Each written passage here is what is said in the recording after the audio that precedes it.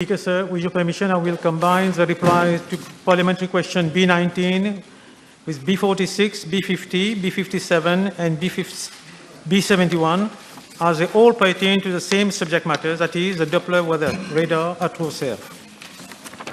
With regard to the first part of PQ B19, PQ B50, and PQ B71, I'm informed by the Mauritius Meteorological Services that the Doppler weather radar equipment is operational since the 1st of April 2019.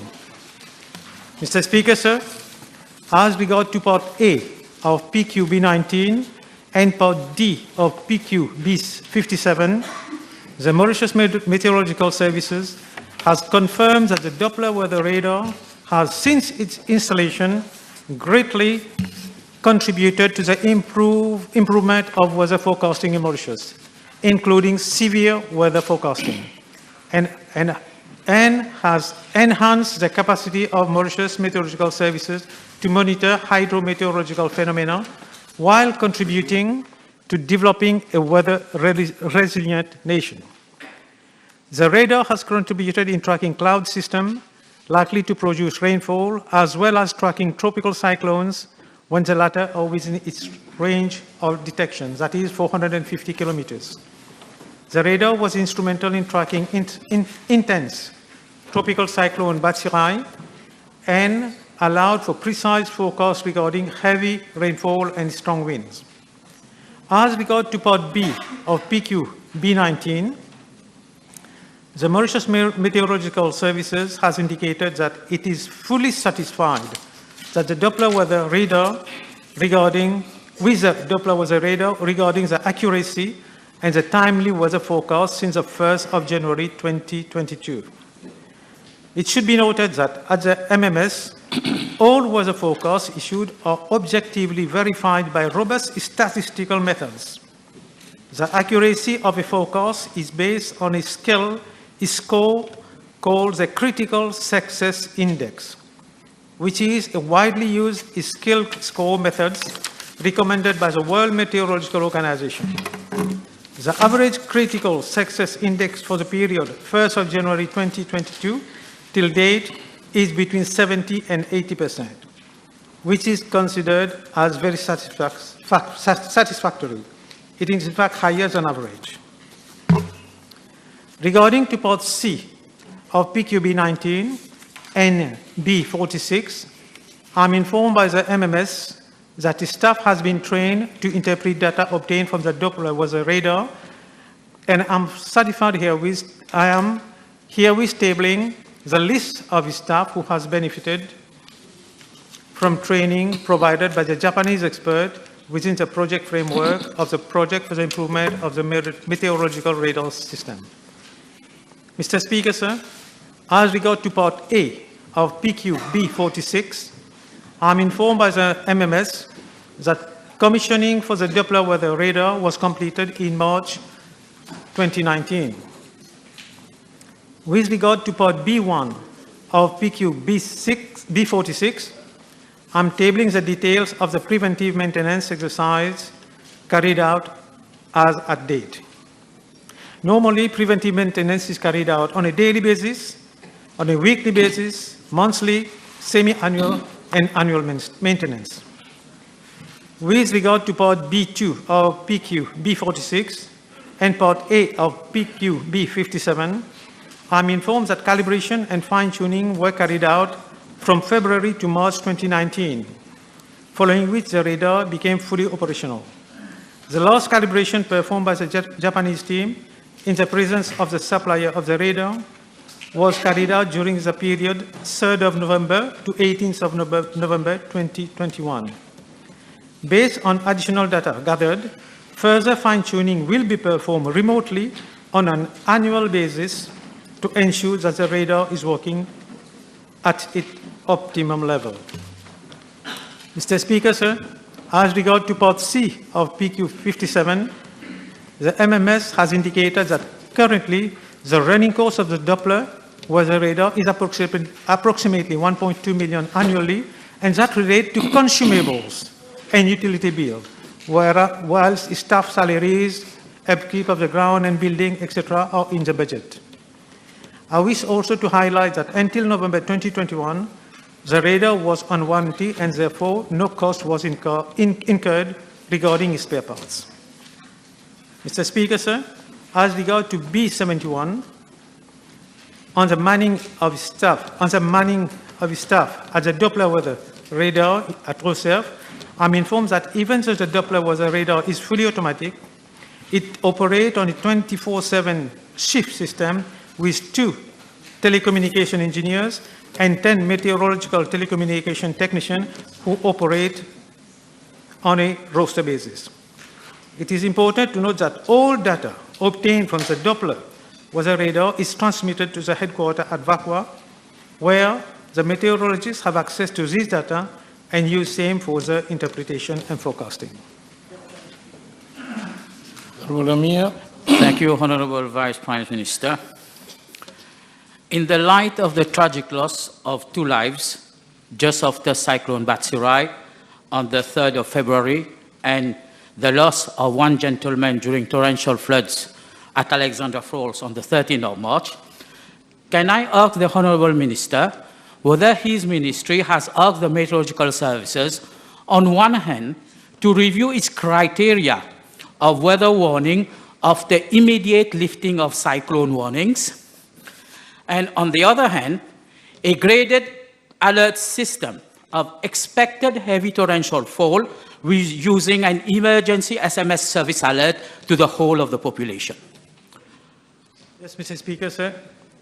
Here I must say we are actually sorry for the loss of life that what happened, and we personally, I tender my sincerest condolences to the family. Now, as far as the first question is concerned about the classification of, I think the classification of... the criteria of immediate lifting of cyclone warnings. Yeah, that has been discussed, Mr. Speaker, sir. We have discussed that at the National Disaster Center, and we have been working on this for some time now, and we are going to put a phase after a cyclone, when class 4 has been withdrawn, we are going to have a phase. We are working on it, and that's going to come soon. That's number one. And the second question relates to? The graded alert system for torrential fall using an SMS to all the population. As far as torrential rain, as you know, torrential rain, we have started giving the avertissement recently. So now we are using the radar, trying to give information about the different place where the rain is going to fall, because which we were not getting before. So we are working on that. As far as a different graded level, that's going to come. But now we are trying to concentrate more on the area, because even the area is difficult, because Mauritius is so small. When you say like you're going to have like heavy rain, suppose in the east, I mean, with just a change in the wind velocity, you can get it in the central plateau, you can get it even in the west, because Mauritius being so small. So they have been working on it, but it's not, and the radar is helping us naturally to do this kind of prevision, but it's not that easy. As far as the grading, obviously, that's going to come later on. Now, as far as sending message by SMS, again, we have a company has been working on this. We have a consultant who has been working on it, actually, to tell you frankly, for the last 2 years. It's a consultant from Belgium. I think the company is called One Too Many.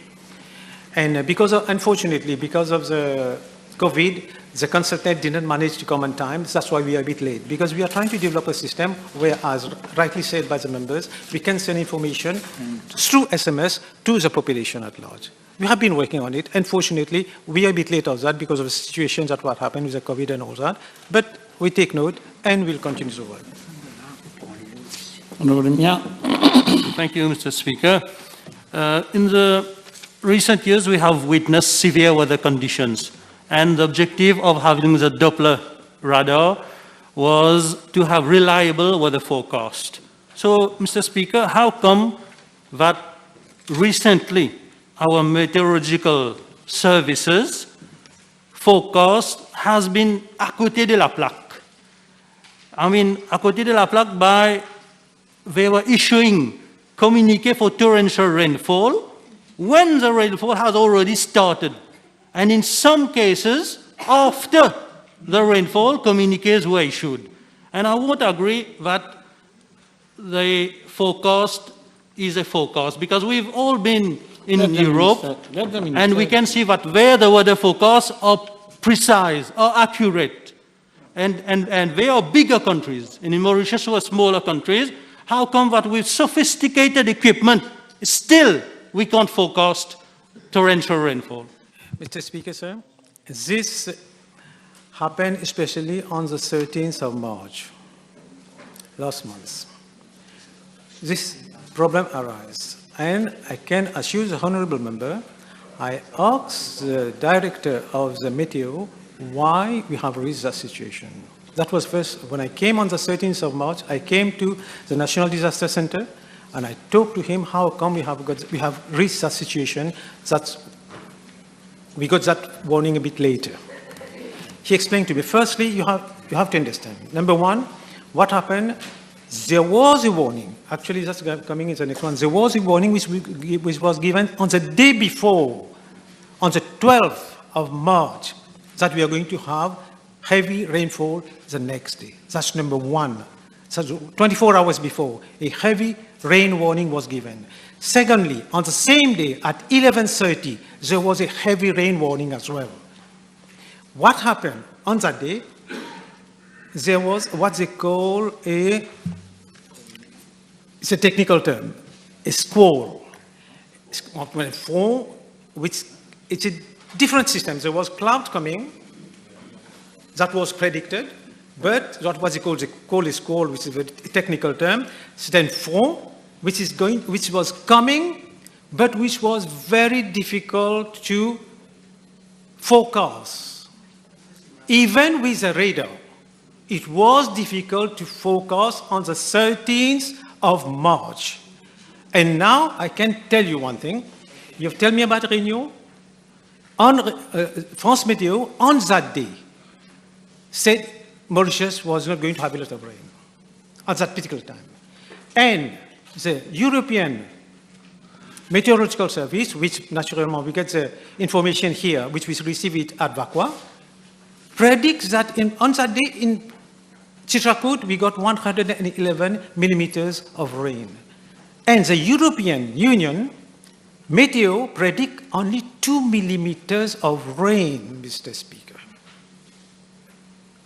What I was trying to say is that these squalls that came, it was very difficult to predict. And not just by Mauritius, by many, many international meteorological service. That's what happened. I repeat myself, that one was given the day before, it was given at 11:30 on the same day, and when the squall came, that was something different, which was difficult to predict. Honourable David. Thank you, Mr. Speaker, sir. If I heard well from the Vice Prime Minister's reply, in between the initial commissioning in March 2019 and November 2021, there has been no on-site calibration of the weather radar. May I know from the Honourable Vice Prime Minister, what is the recommended frequency of on-site calibration by the supplier of the weather radar, and whether the MMS is abiding by this recommendation? And as I just mentioned earlier, the calibration the work is done regularly. There are different types of calibration which are done. I've just explained that earlier. Some calibration are done like on a daily basis. Some, I've just explained that earlier, like weekly. Some others are monthly, some of them biannually, and some of them annually. The annual one are done by the foreign consultant. And in fact, now, as I mentioned earlier, they came, they have done the calibration in November last year, and this calibration is going to continue because we are in contact with them and they do the calibration regularly. Honorable members, the table has been advised that PQB 23, B97 will be replied by Dr. the Honorable Minister of Finance, Economic Planning and Development. PQB 38 will be replied by the Honorable Minister of National Infrastructure and Community Development. PQB 85 will be replied by Dr. the Honorable Minister of Health and Wellness. PQB 100 will be replied by the Honorable Minister of Commerce and Consumer Protection, Minister of Labour, Human Resources, Development and Trade. PQB 99 has been withdrawn. The following PQs have been withdrawn: B69, B92, B72, B64, B80, B74, B83. Next question. B20. Mr. Speaker, sir, with your permission, I will combine the reply of the parliamentary question B20 and B42 as they both relate to the flash flood on Sunday, the 13th of March 2022. In fact, I partially answered the question in my earlier reply. With regard to the flash floods that occurred on Sunday, the 13th of March 2022, in some localized region in Port-Louis, I'm informed by the MMS that in its evening, I said it earlier, in the evening bulletin of Saturday, the 12th of March 2022, it did forecast showers of moderate intensity with risk of thunderstorm. And on Sunday, the 13th of March 2022, a midday bulletin was issued at 11:30 hours, which mentions that the showers will be moderate to heavy with thunderstorm and that there might be temporary water accumulation. I quote from the bulletin: water accumulation are possible in certain places. Water courses may be flooded. It is strongly advised to avoid these places. During thunderstorm, the public is advised to remain in safe places and to avoid open areas, sea ventures, and sheltering under trees, unquote. Mr. Speaker, sir, I'm further informed by the MMS that around 12:30 hours on Sunday, the 13th of March 2022, convective clouds developed in the southwest of the island and progressed inland with local showers. From 12:45 hours to 13:30 hours, a squall line, which I just described earlier, resulting from cumulonimbus clouds, crossed the island from the northeast to the west, and the enhanced cloud triggered violent thunderstorm and heavy local showers. Based on data received as from 13 hours from the Doppler weather radar, a heavy rainfall warning was issued at 13:20 hours. The whole cloud cover flare up very rapidly in about 10 to 20 minutes caused by the squall line crossing the island from the northeast, and it was difficult to accurately forecast the same. Normally, these convective clouds take about 40 minutes or more to develop. But in this particular case, they develop between 10 to 20 minutes. That's a consequence of global warming, Mr. Speaker, sir. Alors, this explains the heavy rainfall figures recorded at Mont-Loisir, Nouvelle-Découverte, before reaching Port-Louis region. Mr. Speaker, sir, it is clear that the convective clouds development happened around midday, and thus the communique could not have been issued earlier. Also, I wish to highlight that a weather radar is an equipment that detects precipitating water droplet within cloud. That is, it can only inform where rainfall echo are located. It should be noted that although the bulletin issued by the MMS at 11:30 on Sunday, 13th of March, did mention that localized heavy rain in the southwest, the west, and the center of the island, it was not, I repeat, it was not possible to predict such an extreme weather event and give an accurate forecast of the huge amount of rainfall, as no weather model could capture such an extreme event. A flash flood is considered as an extreme weather event. Presently, even the state of art of science is even the state of our science, and the best available weather model cannot predict flash flood resulting from convective clouds.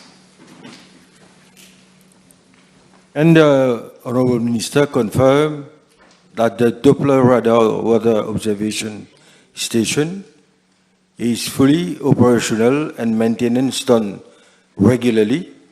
Can the Honourable Minister confirm that the personnel of the Mauritius Meteorological Services are fully trained and have all the knowledge to operate the radar equipment? Yes, Mr. Speaker, sir. The radar is fully operational, is calibrated, and fully functional. And we do regular maintenance, number one. And we have qualified meteorologists. Now, the radar, firstly, the radar, as you know, is situated at Trossel. There, we have a team of technicians, engineers and technicians who look after it there. And the information is transferred from Trossel to Vakwa, where you have the meteorologists who take care of it. And we have a team of fully qualified engineer and technician at Trossel, and we have a fully qualified team of meteorologists at Vakwa to interpret this. Honourable Duval. Yes, thank you, Mr. Speaker. Sir, can the Honourable Minister inform the House what is the delay between the detection of the climatic threat by the meteor services and the issue of warning to the public at sea? Normally, I mean, the warning, again, it depends on the type of situation we're dealing. Because as I said, like in some cases, when we have the cloud system, a cloud formation, which can be detected earlier by the radar, the provision is made well in advance. Like I just mentioned, in this case, even on Saturday, we had mentioned that we are going to get flood and heavy rains the next day. It depends on different cloud. On some type of cloud, you can have advanced warning. That's what I've said. When you have convective clouds, I'll repeat the word convective cloud, which is difficult to get it quickly. Especially with the weather change, with the climate change now, the weather pattern is changing. Before, even for the convective cloud, you have about 40 minutes or so, you can predict, at least you know it's coming, you can give an earlier kind of warning. But now, in this case, what happened on the 13th, we got it about, I think about 10 to 20 minutes. It was very difficult. So it depends what kind of system that's coming. That's where then, whether you have the time or not. In most cases, we do have enough time to do the forecast, but in some exceptional circumstances, it's very difficult to predict. And I say that not just in Mauritius, it is around the world, even with the most sophisticated equipment. It's very difficult even for them to predict. As we have seen, Mr. Speaker, sir, in what happened in Australia, in Germany, in Europe, there had been flash flood this year. Last year, many people have lost their life. So it's not something which is happening in Mauritius. There are things we can forecast, but I think it's a bit difficult to predict as it is now. Honourable Buddha. Thank you, Mr. Speaker, sir. May I ask the Honourable Vice Prime Minister whether we have any Japanese expert attending to the functioning of the radar, and if not, why can't we, because of the complexity of the situation, can't we ask some assistance from Japan in a specific field, because they are really very advanced in regards to disaster management? Mr. Speaker, sir, we had a Japanese team who were in Mauritius only, I think, about 3 weeks ago. They come regularly to check on the apparatus and to kind of train our staff as well. And that's not the only thing, because all data that's captured by the radar is transferred to Japan. And then this is, again, is used to, this is discussed with our meteorological officers as well. That's number one. So there is regular communication. All this data is not kept just in Vakwa. No, it's transferred to Japan. That's number one. And as far as the technicians are concerned, with the technician, I can circulate it. I've got the list are professionally staff trained to use a Doppler weather radar. We have a long list of engineers and technicians. I'm going to circulate it, Mr. Speaker, sir. Next question.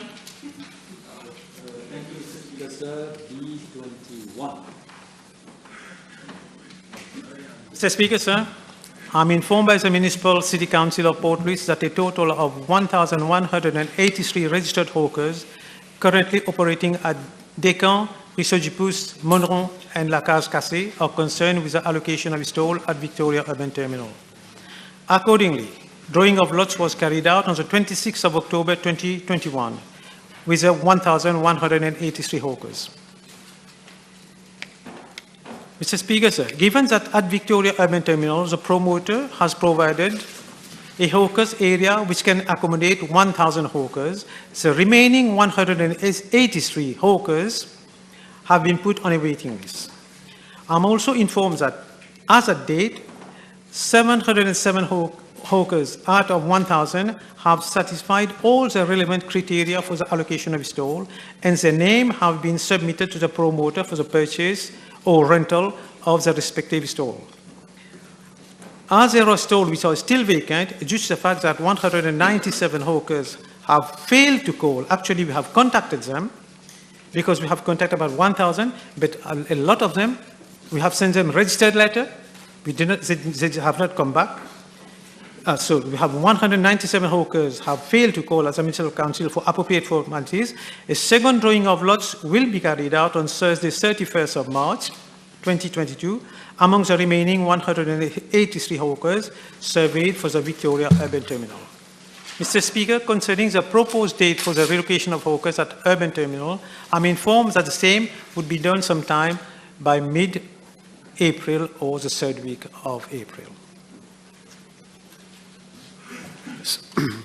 Can I ask the Vice Prime Minister? Honorable Godard, you should wait for me to give you the floor.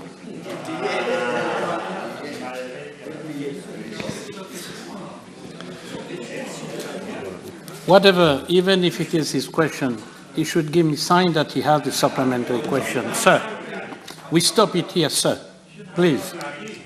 Yes, okay, thank you. Now, the floor first, and anybody wanting a supplementary question should give sign. Go and read, asking me, sir. Please. Yes, sir. Can I ask the Honourable Minister whether in relocating the hawkers to the Victoria Urban Terminal, in the process he has received, or the Municipal Council of Port Louis has received representations from the hawkers as regards the size of the stalls and the fact that they are located on upper floors of the building.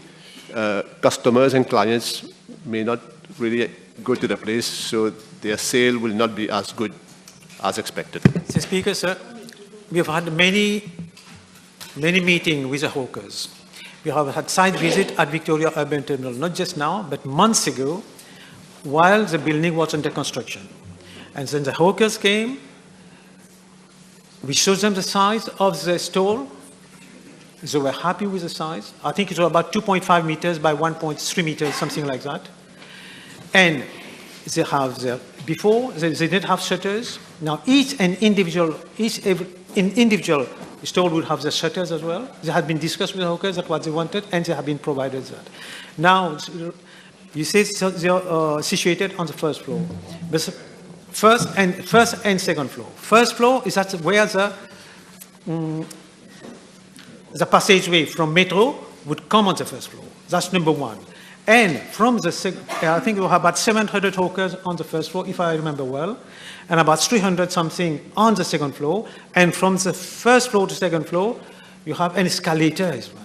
You have, but I mean, this has been provided just to make life easy for them. Escalators have been provided, the stairs, and everything has been provided to them. They came, they visited the place, and they accepted it. We have many visits, a lot of discussion. Pas plus tard qu'environ 2 semaines, 3 semaines de ça, I met the hawkers in my office as well to discuss about these things as well. So I think, on the whole, I don't know 1 or 2 if they have met you, they are not happy. I don't know about that. But overall, most of the hawkers are happy. And when I meet the leaders of the hawkers, they are very happy with the situation. Honorable Buddha. Thank you, Mr. Speaker, sir. In view of the fact, Mr. Speaker, sir, that this project, success as a success of a PPP, public-private partnership, is a successful one, we should not fail on the socio-economic principle, because it was on that principle that a certain number of incentives were given to the consortium, like the rental of state land, like the facilities. So you're putting a supplementary question, eh? Yes, I have to explain the question because we should understand the philosophy. You've been a leader of the opposition yourself. You know better than me how to put a question, supplementary question Speaker, or sir, for clarification. The hawkers constitute a socio-economic priority of this project. I am asking the Honorable Vice Prime Minister whether when the negotiations started some time back, the rental was 3,000 rupees per month.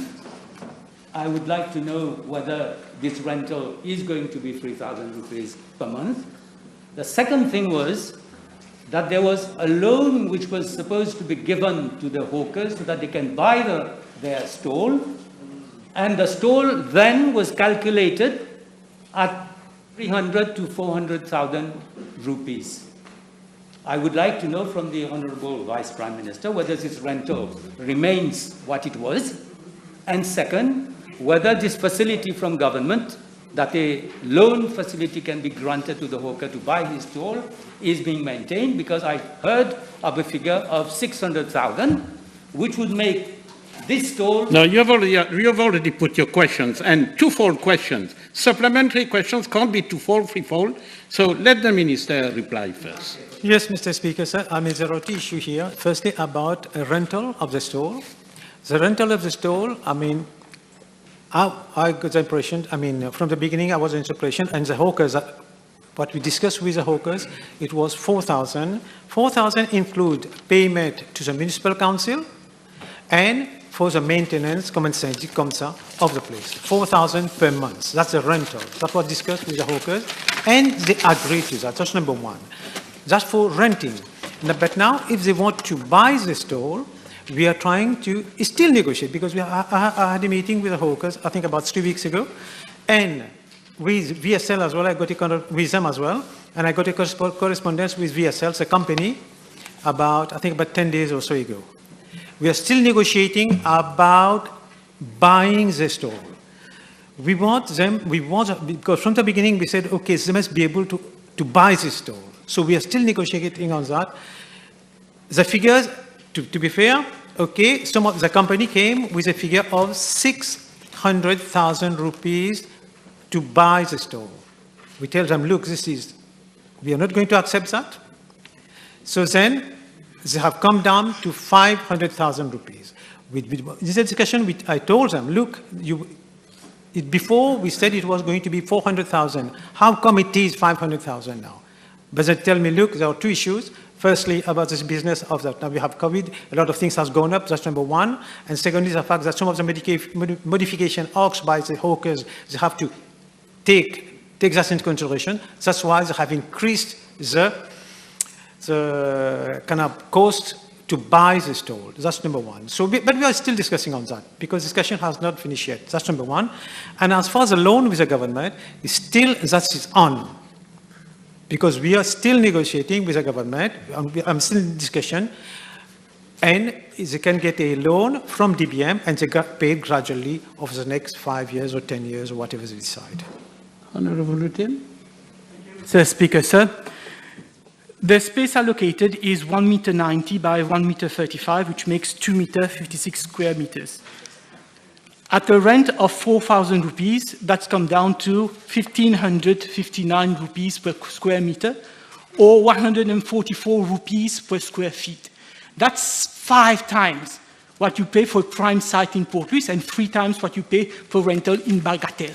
So may I know from the Honourable Vice Prime Minister, how is it that people who was paying 500 rupees for a store in Ruisseau du Pouce now will be expected to pay 8 times more for less space? So would he, in these circumstances, consider revisiting the price which the hawkers will have to pay? Mr. Speaker, sir, I think we are talking about different places. Order. Mr. Speaker, Order. Mr. Speaker, the honourable gentleman knows that working on Ruisseau du Pouce and working at Urban Terminal are 2 different places. You know, I mean, to come and say that, I think is a bit unfair. But having said that, these rents were discussed from the very beginning, and it was agreed by the hawkers themselves. And if you can get a place in the Urban Terminal at a lower rate than that, please let me know. Thank you. The question has sufficiently been canvassed. We move to the next question. B21, B22. Yes, Mr. Speaker, sir. The overpopulation of stray dogs has indeed been an issue of serious concern for our country for many years now. I would like to reassure the House that remedial actions are being taken, and I can inform the House as follows. Following various representations received from a number of institutions, NGOs, as well as individuals, both locally and internationally, the Mauritius Society for Animal Welfare, the MSO, has since January 2021 moved away from the previous catch and kill policy to adopt a comprehensive nationwide dog population management program. Mr. Speaker, sir, I'm informed by the MSO that more than 15,000 dogs have been sterilized since September 2015, and the MSO is continuing the free mass sterilization program with the support of the National Environment and Climate Change Fund. With a view to giving a boost to this program, the MSO has had consultative meetings with private veterinary surgeons to find a sustainable dog population management program, and will soon be coming with more recommendations. I am also informed that MSO has also had working sessions with the Beach Authority to look at sustainable solutions regarding control of stray dogs on public beaches. I am also informed that the MSO has a continuous sensitization program whereby staff of institutions in strategic locations are kept informed about animal welfare, including control of stray dogs. Mr. Speaker, sir, the House will appreciate that as responsible citizens, we are all concerned with the stray dog issue, and I take this opportunity to invite all dog owners to have their dogs sterilized. Thank you, Mr. Speaker. Mr. Speaker, sir, since the MSO stopped or slowed down the catching exercise of dogs, we have seen population of stray dogs at different places, and in my own constituency, gangs of stray dogs have been formed. Can I request the Honourable Minister to pay special attention to the regions of my constituency, especially in view of the forthcoming Ramadan month, so that people going to the bakeries and shop in the early morning are not attacked by stray dogs? Yes, the problem has become more serious of late. That's correct. We should face the reality. However, there are 2 main issues with which we have where we have to strike a balance, Mr. Speaker, and this is the difficulty we face. Catching begs the question of the holding capacity that the MSO has. We cannot catch more than what we can hold. Secondly, how many veterinarians are there available in Mauritius for the sterilization, or even for the euthanization, where euthanization is required? Do we realize in this country there are only about 100 vets for the whole of the Republic, out of which only 20 in the public service? It is a scarcity area. Last time there was a call for applications.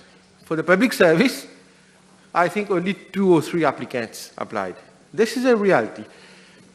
I'm not saying we're not doing anything. We are trying to get foreign help from foreign countries and also increase the holding capacity for EMSO, holding of strays whenever they are caught. And for instance, if I can say, to increase the holding capacity, there is a new now compound which we have opened in Plaine-Maillan. So the work is ongoing. I fully appreciate what my honourable colleague has said. It is not only in constituency number 3, but in other areas, including strategic places. By strategic, I mean the hospitals, the airport, and the harbour. I recall during the last mandate, I asked a similar PQ, and the then Honourable Minister, Minister Siratan, stated to the House that there are approximately 200,000 stray dogs in Mauritius. Can I ask the Honourable Minister if he has updated statistics in terms of the number of stray dogs in Mauritius? Yes, there is of course, it is an estimate, as you will appreciate. It is estimated it has increased to about 220,000. This is the latest estimate for strays. Thank you. Last year, I understand that the EMSO is moving from the catch and kill to the new program due to international pressure. Local also. And local as well.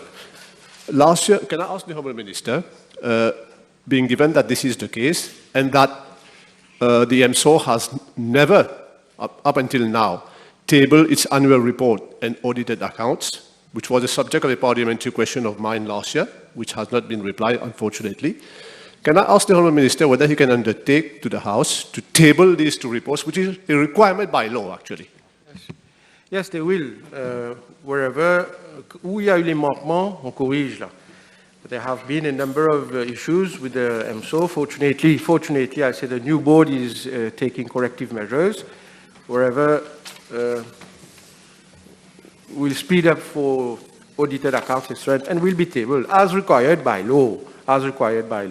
Moving away from the catch and kill, what is the policy is what the NGOs call in jargon the CNR, catch, neuter, and release. This is the adopted policy. Can I ask the Honourable Minister whether EMSO has sought the professional services of the International Animal Rescue to address the problem in a more forceful and effective manner? I don't. There are 2 institutions in the United Kingdom who are in close collaboration with the EMSO, but I don't have the names of the 2 institutions. They have been contacted in the beginning of last year, I know, but I can provide the names at a later stage. The table have been advised that PQ B36, 86, 87, 96, and 95 have been withdrawn. Next question. B23, please. Monsieur le Président, j'ai été informé par la State Trading Corporation que le prélèvement de 2 roupies par litre sur l'essence et le diesel est en application depuis le 1er juillet 2021. Cela afin de permettre à tous les citoyens de ce pays d'avoir accès gratuitement au vaccin contre la COVID-19. Le National COVID-19 Vaccination Program Fund a reçu un montant de 372 937 550 roupies de la part de la STC. Le montant total reçu a été transféré au ministère de la Santé et du Bien-être pour l'achat des vaccins contre la COVID-19. Merci. If I can ask the Honourable Minister, whether this levy is still being applied and for how long it will last, including a possible 4th dose of vaccine and other booster doses. Selon les renseignements que nous avons reçus, l'achat des vaccins a été à hauteur de 1,3 milliard de roupies jusqu'à présent. Et concernant le levy, c'est en application pour l'année financière 2021-2022 et pour l'année financière 2022-2023, nous allons voir et nous allons travailler pour voir si nous allons continuer avec ce levy. Thank you. Can the Honourable Minister give us a breakdown of the sum spent for the purchase of vaccine? He just mentioned some about 1.3 billion rupee. Can you please table the breakdown to the House? Monsieur le Président, pour l'achat des vaccins, nous avons, au niveau du ministère des Finances, nous avons le montant total. Nous n'avons pas fait l'achat de ces vaccins. Pour cela, il faudra faire une question précise, demander une question précise au ministère concerné. I just want some clarification from the Minister on what the amount that he has been paying for the vaccine. I mean, he has not paid 1.3 billion at a go. So I want the amount that he has spent on payment for the vaccine. Monsieur le Président, encore une fois, je tiens à préciser, ce n'est pas le ministère des Finances qui paye. Le ministère des Finances alloue les montants au ministère concerné pour payer les factures. Donc pour cela, c'est pour ça que je lui dis, pour avoir vraiment toutes les précisions, il faudrait adresser une question spécifique au ministère concerné. Merci, Monsieur le Président. Peut-on savoir le 372 millions de roupies versés par la STC, c'est pour quelle période? Monsieur le Président, c'est pour la période juillet à décembre, selon les informations que nous avons reçues au niveau du ministère des Finances. La question était adressée initialement au ministre de la Santé. Donc, j'espère que vous pourrez répondre. De ces 372 millions de roupies qui ont été transférés au ministère, êtes-vous en mesure de nous dire s'il y a des vaccins qui ont été achetés mais qui n'ont pas été utilisés aujourd'hui après la date d'expiration? Monsieur le Président, j'ai bien écouté la question de l'honorable membre, mais je suis dans l'incapacité de répondre à cette question. Il doit comprendre. Je m'occupe des finances. This question has been sufficiently canvassed. We move to the next question. 24. Mr. Speaker, I wish to inform the House that prior to June 2021, the procurement exercise for assistive devices such as wheelchairs, hearing aids, and spectacles used to be carried out at the level of my ministry. However, over the past few years, my ministry has been facing major constraints regarding the procurement of assistive devices, and this was causing considerable delay in the delivery to beneficiaries. Moreover, for the year 2020, tenders for the procurement of wheelchairs did not materialize in view of COVID-19 pandemic. With a view to ensuring a better and timely service to beneficiaries, since June 2021, the Ministry has adopted a new policy which is to provide assistance in cash instead of assistive devices in kind to beneficiaries.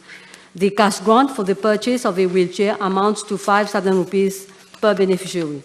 Suppliers have been invited for press communiqué dated 6 August 2021 and 21st January 2022 to register themselves with my ministry in order to provide assistive devices to the beneficiaries. As at date, 19 suppliers have already registered themselves with the ministry to provide wheelchairs, and I must say that the registration process is ongoing throughout the year. The list of registered suppliers is being tabled. The eligibility criteria for wheelchair is as follows. The household income of the applicant should not exceed 30,000 monthly, and a registered medical practitioner should certify that the applicant suffers from a physical incapacity and requires a wheelchair. I'm further informed that since January 2020 to 23rd March 2022, 3,351 beneficiaries have been provided with a wheelchair in kind, while 1,307 have benefited from a cash grant for the purchase of wheelchairs. Thank you. Thank you, Honourable Minister. Mr. Speaker, sir, may I ask the Honourable Minister whether her ministry is considering A, to increase the threshold income the threshold of the household income for eligibility, and B, to increase the present sum of 5,000 rupees. Yeah, well, we are working on that. In a reply to a PQ, B730, dated 20th July 2021, by Honorable David, you were not of the opinion that it was a parcours de combattant for people to get a wheelchair. Now, and you said that there would be a sensitization campaign in your reply. Now, at this moment, did you carry out any research to find out whether this campaign has successfully been done so that people eligible for these wheelchairs, they do get it without any difficulty? Yes, Mr. Speaker. So we have issued press communique to the public to inform them of the change in policy. So officers have been on the radio. I am of opinion that, well, the public has been made aware of this change in policy throughout the year. Thank you. Can I ask the Honourable Minister a question? In fact, it's a clarification as well. It's a case in my constituency of a baby who was born with a disability, and she benefited a chair in her childhood days, but now she has grown up and the situation has become very complex, warranting her to have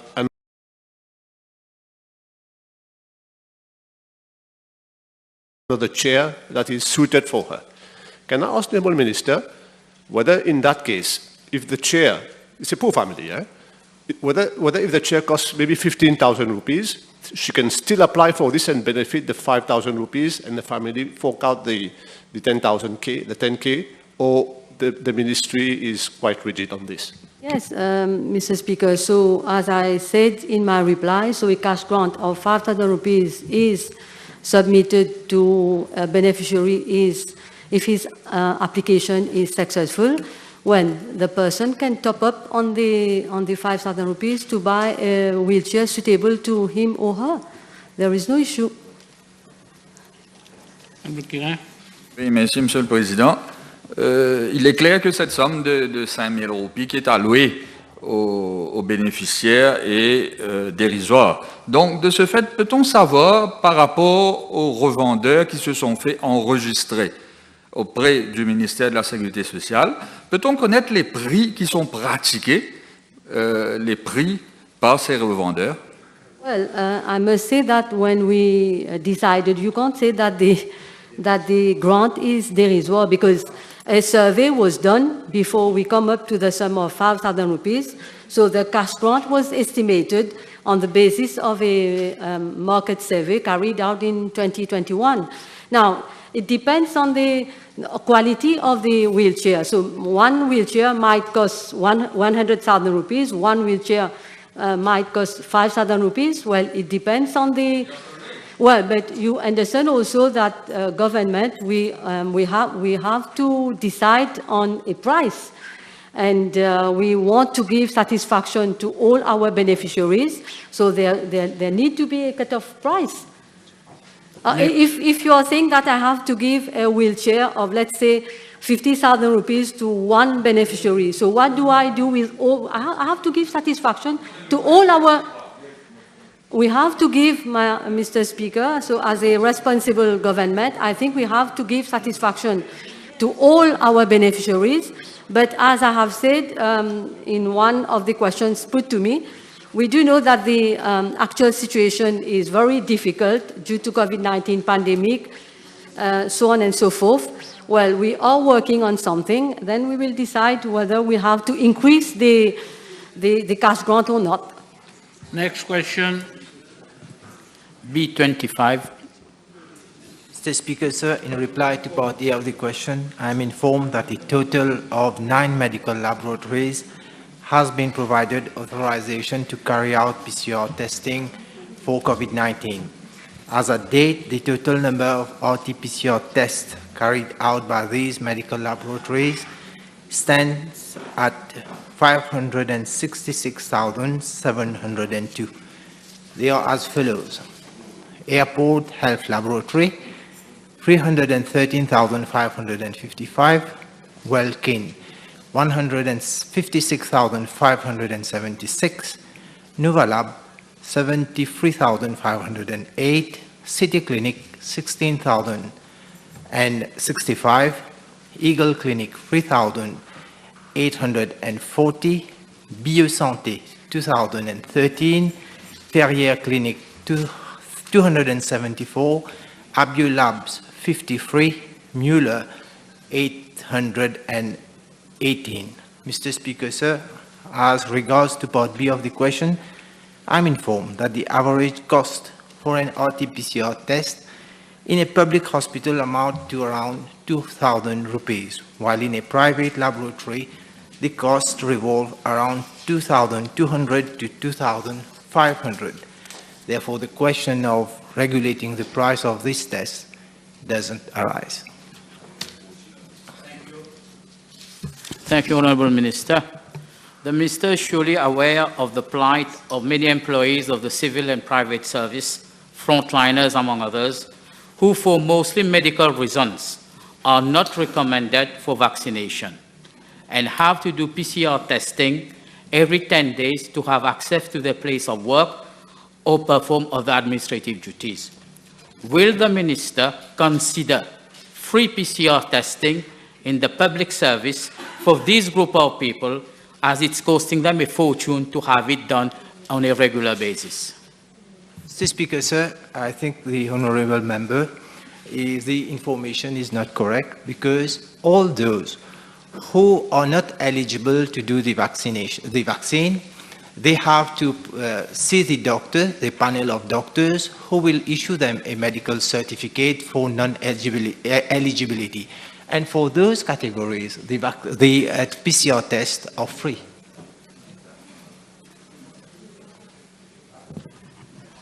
I have a different opinion.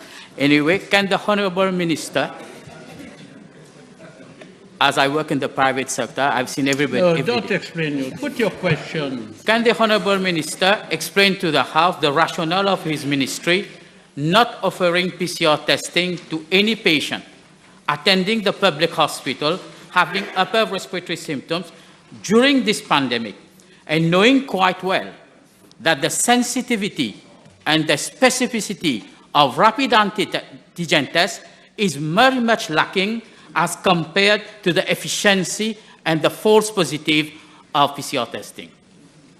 Mr. Speaker, I'll again go back to the previous question, because I have to make it clear that all those who detain a medical certificate for non-eligibility, they are provided with free PCR test, be it in the private or be it in the public. It is in the public, not in the private, of course. They only have to get the certificate of not eligible for the vaccination. Now, as regard for the second question, Mr. Speaker, sir, the rapid antigen test is as sensitive and specific as the PCR test. That's why, and it can be conducted at a lower cost. The results are available immediately. Patients who are admitted in the hospitals and who are having symptoms, for all patients, in fact, the patients admitted in hospital, the test carried out is the PCR test.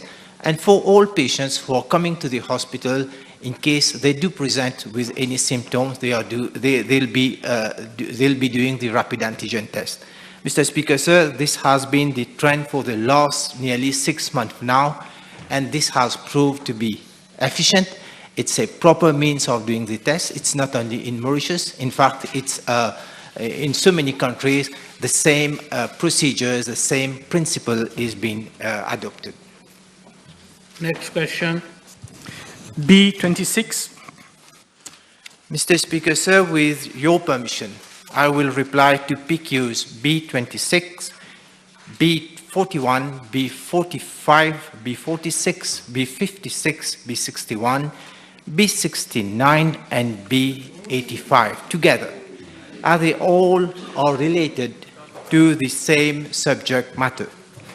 Mr. Speaker, sir, on behalf of all members on this side of the House, I wish to once again express my sincere condolences to the families of the dialyzed patients and to all those who have lost their dear ones due to COVID-19.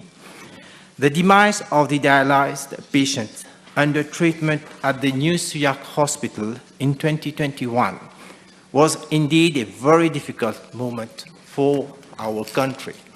The House will recall how patients themselves, as well as their relatives, expressed their grief either through social media, through the press, or through verbal or written complaints to the ministry. Their complaints were numerous and pertained to the food, the hotel converted into a quarantine facility, transport issues, shortened dialysis sessions, and to the medical care provided by the staff. Mr. Speaker, sir, following these issues, on 23rd April 2021, government decided to set up a fact-finding committee to inquire into the management and death of dialysis patients, including their stay in quarantine, with emphasis on sanitary precautions which occurred from March to April 2021. The fact-finding committee was chaired by Mrs. Devyani Bisunduyal, GCSK former judge, and comprised of two assessors, namely Dr. Pang Chitson and Dr. Subodh Singh Mariachali. The fact-finding committee submitted its report on 31st December 2021. In light of the report, a monitoring committee was then set up by my ministry to monitor the effective implementation of the recommendations under the chairpersonship of the Director General Health Services and members, namely a Deputy Permanent Secretary, an Assistant Permanent Secretary, Director Health Services in Public Health, 2 consultants in charge in internal medicine, 1 consultant in charge in nephrology, and the dialysis coordinator. The committee examined the report, which contained 4 recommendations made by the fact-finding committee pertaining to the following points: dialysis units, 2, infection control, 3, patient management, and 4, patient education. Mr. Speaker, sir, the first set of recommendations of the fact-finding committee was on dialysis units. The fact-finding committee recommended that all dialysis units should be declared permanently restricted zones. These units should restrict sick visitors from entering the unit so as to minimize the risk of infections to patients and the medical personnel. Dialysis units should ensure that all personnel, patients and visitors wear face masks at all times. COVID-19 positive patients should be dialyzed in isolation in a separate area. Mr. Speaker, sir, in regard to the implementation of the above recommendations, dialysis centers around the island had already put in place those appropriate measures. The monitoring committee was therefore satisfied that these measures had already been addressed and unauthorized persons were no longer allowed to access to the dialysis unit. Secondly, the fact-finding committee made recommendations on infection control and recommended that all patients undergoing dialysis, as well as all personnel working in the dialysis units, should be fully vaccinated. It is recommended that dialysis patients be vaccinated at the dialysis clinics. Further, double masking should be resorted to in immunocompromised patients. Even indoors, movement of staff within the dialysis unit should be minimized, and food and drink should be prohibited within the same unit. Regular PCR tests should be done for both patients and staff at regular intervals. Private transport or hospital ambulances are recommended. All closed spaces should implement cross-ventilation and encourage air extractors. Mr. Speaker, so in regard to the above recommendations, the House will recall that Mauritius rolled out its COVID-19 vaccination campaign in January 2021.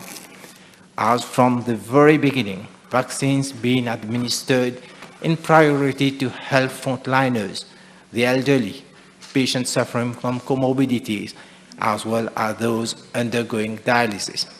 The appeals on this side of the House encouraging vaccination has been constant ever since. However, in January 2021, while we were adamant on encouraging vaccination, some were bound on instilling fears and doubts in the minds of our population. Erroneous and inappropriate comments were made on the quality of vaccines being offered to the population. There was a whole polemic on consent forms whereby some were once more irresponsible enough to discourage people from getting vaccinated. In fact, Mr. Speaker, sir, the very first PNQ set by the leader of the opposition when Parliament resumed on 21st March 2021 pertained to the vaccination consent forms. It should be noted that in February 2021, my ministry set up a dedicated team for the vaccination of dialysis patients when the latter came for their sessions. At that time, in February 2021, 81 patients were undergoing dialysis at New Suyak Hospital, and only 2 accepted to get vaccinated. Today, things have changed. I'm informed that all patients currently undergoing dialysis at New Suyak Hospital are fully vaccinated with their booster doses.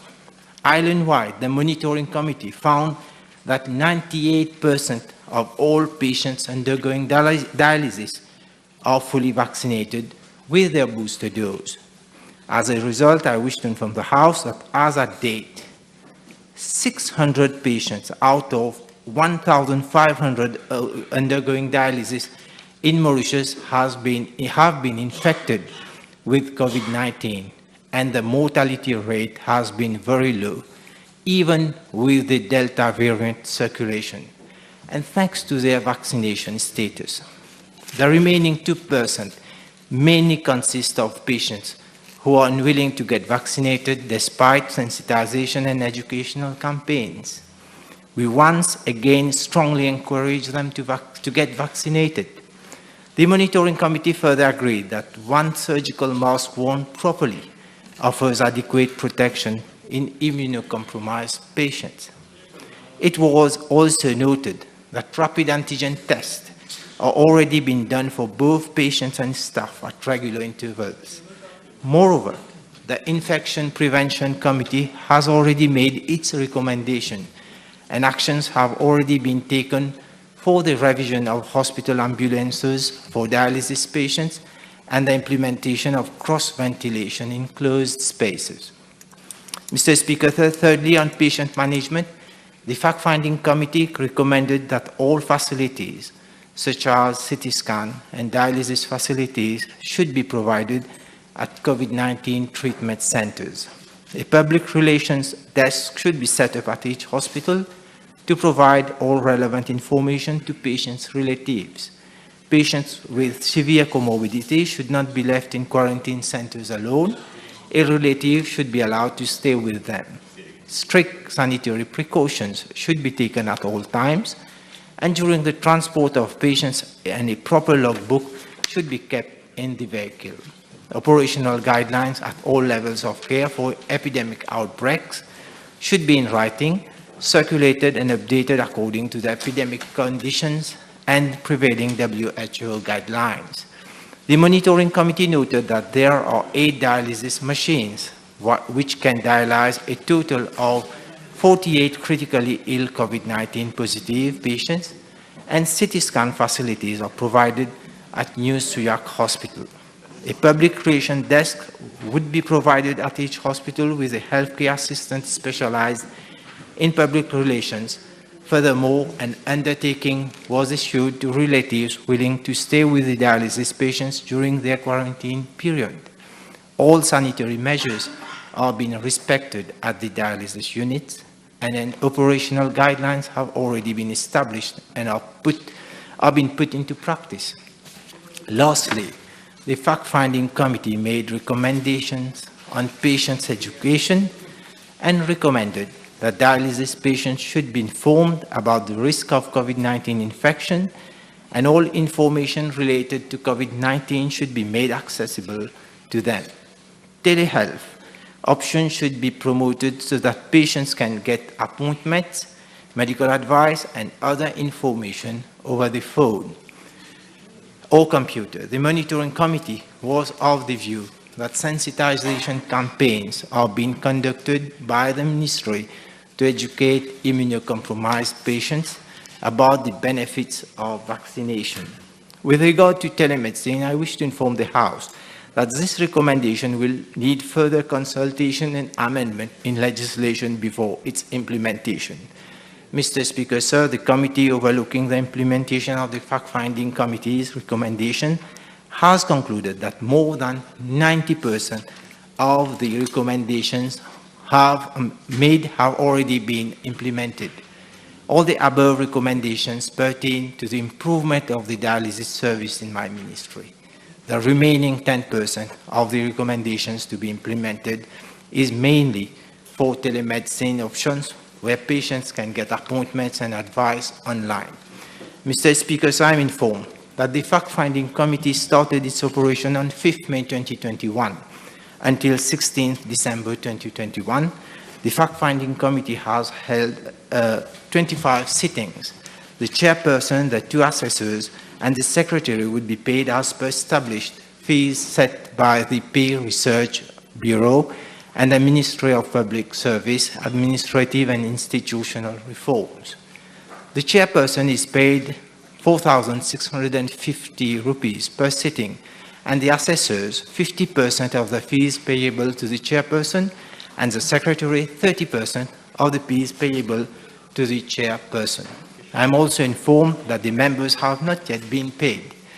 Mr. Speaker, in regard to the findings of the fact-finding committee, it should be noted that they are mainly of personal and individual nature. I further wish to inform the House that the recommendations of the fact-finding committee's report on the improvements to be brought to the dialysis services in the ministry, there have not been any conclusions that have pointed towards acts of negligence at the level of the New Suyak Hospital and the Tamasa Hotel Quarantine Center in the report of the fact-finding committee. Mr. Speaker, sir, the report will not be made public, as these cases have been referred to the Medical Negligence Standing Committee for an inquiry to be conducted on a case-to-case basis so as to determine whether there have been any cases of alleged medical negligence. Mr. Speaker, sir, moreover, the medical health professionals are regulated by authorities such as Nursing Council, the Pharmacy Council, the Allied Health Professional Council, and the Medical Council.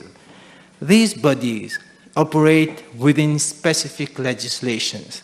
In addition, such cases of alleged medical negligence can also be referred to the medical tribunal, which is chaired by a sitting judge, and it is his mandate to determine any act of medical negligence. To conclude, Mr. Speaker, sir, unlike for a commission of inquiry, a fact-finding committee has no statutory basis, and the persons who produced the report and the witnesses before the committee are not given any legal immunity. You will understand that divulging the fact-finding committee's report may put these persons at risk of litigation. I would advise Minister not to lump 8 questions in one reply. This becomes very boring, so your Chief Executive has to take note of that. Honorable Juman. Thank you, Mr. Speaker. I heard You did? One by one. He's a lawyer. He knows how to defend himself and make his case. Please. Speaker, sir. Mr. Speaker, sir, on 20th of April 2021, the Honourable Minister of Health refused to give a fact-finding committee. And today he's refusing to table the report of the fact-finding committee. He's also refusing to tell the House the finding of that committee, despite us having paid hundreds of thousands of rupees to that committee. So what we would like to know, Honourable Minister, what the parents of deceased people want to know, has there been any finding as to how 11 people who did not have COVID went to treatment in a dialysis center under your ministry, caught COVID, and died? Mr. Speaker, sir, in my reply, I've already given the reasons why the fact-finding committee's report cannot be made to the public. And at the same time, I've already also mentioned that what are the different statutory bodies that can deal with cases of medical negligence. Now, Mr. Speaker, sir, this is not the first time that fact-finding committees' reports are not made to the public. If you can recall, in the past, you have so many reports of fact-finding committees under different governments that were not made to public. I just can recall two committees, the Committee on the MITD, which was submitted in March 2013, which was not made public. The report of the fact-finding committee of D.Y. Patel Medical College was never made public. So this is not the first time, Mr. Speaker, sir. Horse racing report, also. There are so many reports that haven't been made public. Order. Honorable Juman. Thank you, Mr. Speaker. Honourable Minister, why the matter should be referred to medical negligence when the purpose of setting up the fact-finding committee was to inquire into and report whether there has been any act of negligence which led to death? So why, despite having the fact-finding committee report, you're referring the case to a medical negligence committee? Has there been any case of malpractice or whatever which should be referred to police? That's why you don't want to let the report, make the report public? Don't impute motives, put question. Mr. Speaker, sir, again in my replies, I've already given the reasons why the report, the recommendations of the report is more on the improvement of the services, and there are already statutory bodies where they can inquire and give their reports, their recommendations, but whether there is an act of negligence or not. Mr. Speaker, sir, I've already met the relatives of the patients who have disease. I've already explained to them, the diseased patients, I've already explained to them about the report, and they all have agreed that these individual cases, individual experiences, individual complaints have to deal with the different councils, with the different regulatory bodies. Thank you very much, Mr. Speaker. Is the Minister aware that the relative of the deceased and those who are still undergoing renal dialysis have agreed to waive their confidentiality to make sure that the report is rendered public in the name of transparency and accountability? Mr. Speaker, sir, I've already given that reply. I think I have to read it again, that the fact-finding committee has no statutory basis, and the persons who produce the report and the witnesses before the committee are not given any legal immunity. So you will understand why this information cannot be made to the public. Thank you. From the Minister's reply and listening to the 4 recommendations that you have enumerated from the fact-finding committee, it appears that the blame of those who died lies solely at their feet because they refused to come for vaccination. Therefore, can I ask the Minister whether, as part of the whole setup of looking dialyzed patients, whether his ministry failed to provide adequate medications such as remdesivir, tocilizumab, antivirals in March 2021, which led to their demise? Mr. Speaker, sir, this is the honourable member observation that these patients haven't come to do their vaccination, and that's have caused their serious state. This is his observation. This is not mine observation. There is a committee, there is a fact-finding committee who has given its report, and I've already given all the main headings of those reports.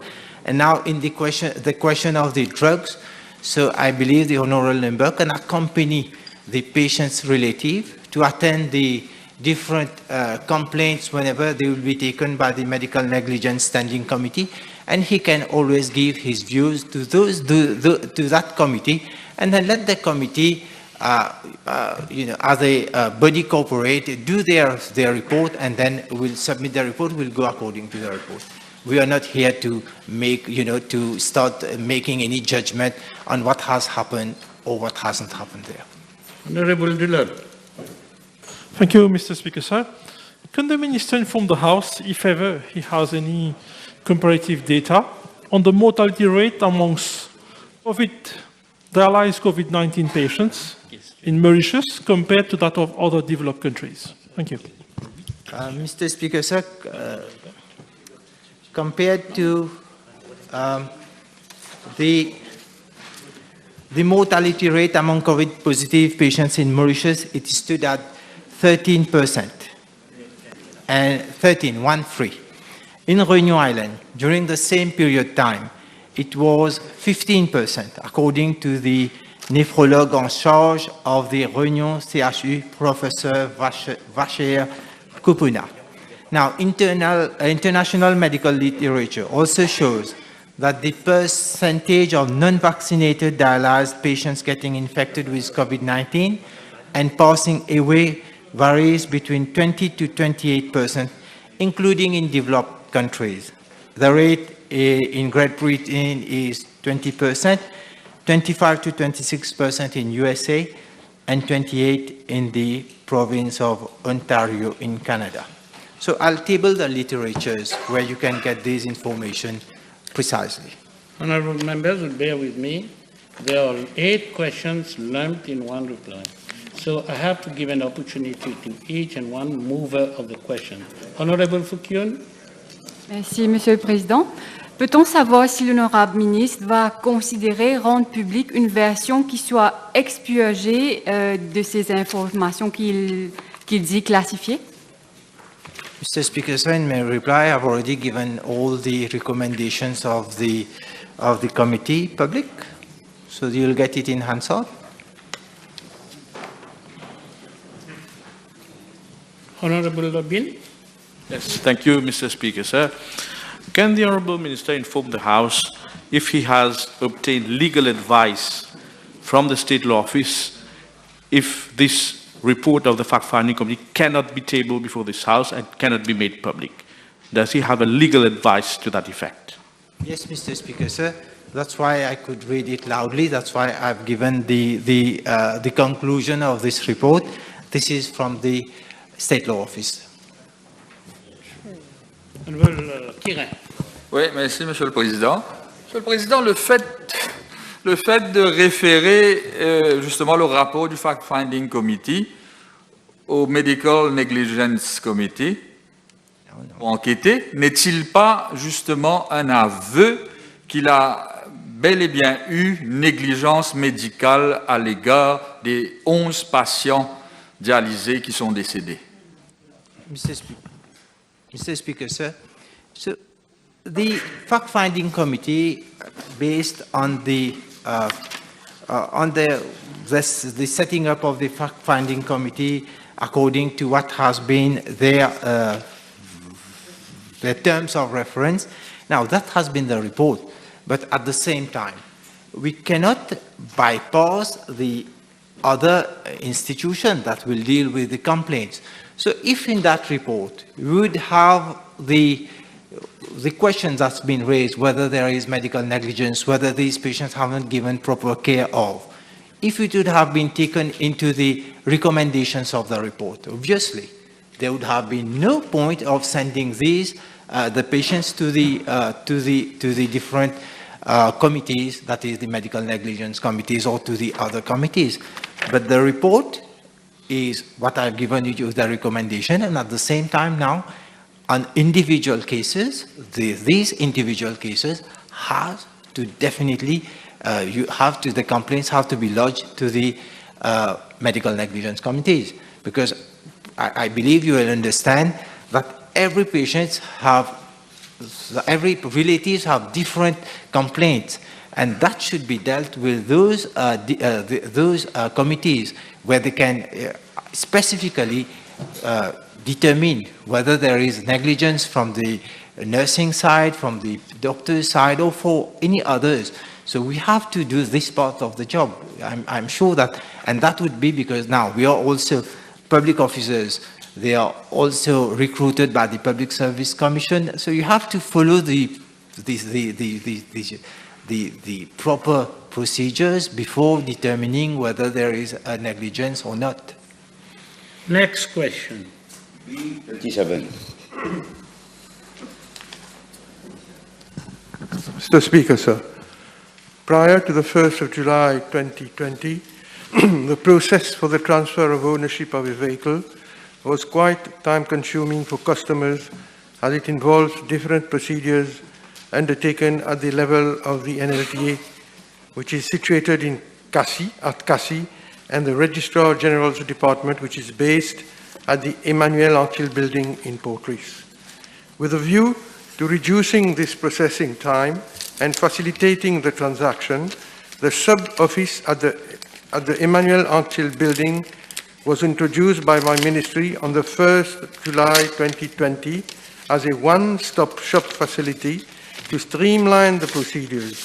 Both the NLTA and the Registrar General's Department are now sheltered under one roof.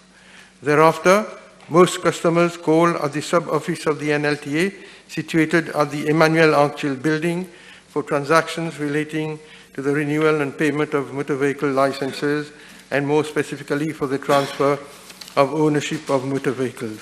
Some 715 such transactions are effected on a daily basis at this sub-office. The processing time of the different transactions depend on the type of transaction. The average processing time for the renewal and payment of MVL does not exceed 10 minutes. Mr. Speaker, sir, I am made to understand that initially there was no ticketing system in place at the Emmanuel Anquetil building sub-office. However, since August 2021, a ticketing system has been installed thereat, and the waiting time for a transaction has been significantly reduced to 5 minutes or less.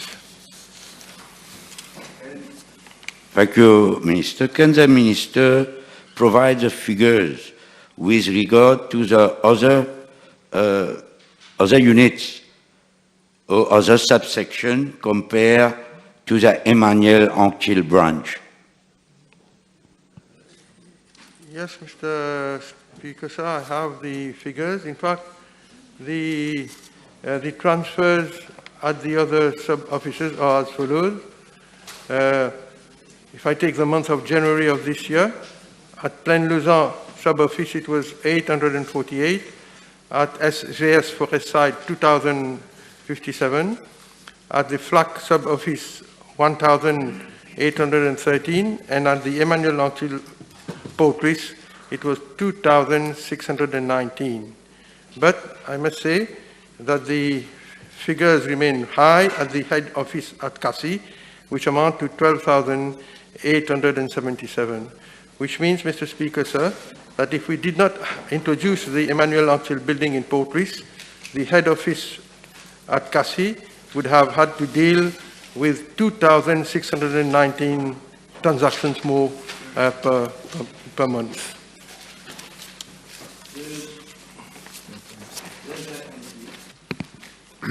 You have another one? Please go ahead. Yes, thank you, Speaker. Does NTA have any place of internet or digitalized in your system so that people don't have to come physically to make queries? Yes. In fact, this is a good question, Mr. Speaker, sir. In fact, the problem basically with the number of our citizens attending at the different NLTA offices is, Mr. Speaker, in fact, due to the increase of our fleet of cars. According to the statistics, Mr. Speaker, sir, in December 2020, our fleet statistics stood at 600,053. December 2021, our fleet stood at 622,988. In the year 2020, in the year of confinement, 23,452 vehicles were registered, Mr. Speaker, sir. And in 2021, last year, 24,947 vehicles were registered for last year, again, a year of confinement. So therefore, the NLTA has already embarked on the digitalization of its services, Mr. Speaker, sir. An online platform for the renewal of motor vehicles has been introduced. The system provides a 24/7 service to customers accessible from the comfort of their home. The phase 1 concerns renewal and payment of MVL for private vehicle owned by individuals only. But in fact, there are different projects. The motor vehicle license online, phase 1, phase 2. The phase 1 has been nearly completed, Mr. Speaker, sir. We are at the moment connecting the IT system of the Mauritius Post Limited and that of the NLTA to ensure updated information regarding motor vehicle license renewed at the post office. Testing is being finalized at the level of the Mauritius Post for payment to be shared by the Ministry and the NLTA. And there will be the introduction of the SBM gateway on the MVL online platform, pending the introduction of an integrated payment system, which will be shortly implemented by the Bank of Mauritius to further enhance payment modes and facilities. Then, we will have the project which have been completed, Mr. Speaker, with regard to digitalization of the NLTA, is the online reservation of registration mark from FN to ZZ. This is completed. The online reservation for a new series of personalized registration marks up to 9 characters, that is your name on your plate. This also has been completed. And we are in the process of completing also the MVL online phase 2, which would consist of renewal of MVL in all types of vehicles, including taxi, contract car, bus, and AB carrier, Mr. Speaker, sir. This platform would enable more vehicle owners to renew their MVL online, especially, for example, during times of lockdown, for example. This would help to decrease the influx of public calling at the NLTA counters. Discussions are still going on with regard to the finalization of the scope of the project. Thank you. The question has been canvassed. Thank you. Okay. Next question. B28. Mr. Speaker, sir, I'm informed that the present board of the Mauritius Society of Authors is chaired by Monsieur Gérard Daniel Louis, OSK, and includes 7 ex-officio members, as well as Mr. Mewanan Takuri, MSK, who is a member having knowledge and experience in the field of copyright and related rights in line with the Copyright Act 2014. With your permission, Mr. Speaker, sir, I'm tabling the composition of the present board of the Mauritius Society of Authors. Can the Honourable Minister just remind us of the initial composition of the board of the Mauritius Society of Authors? With your permission, it would be easier for me to table the complete list, so I will provide it to the House.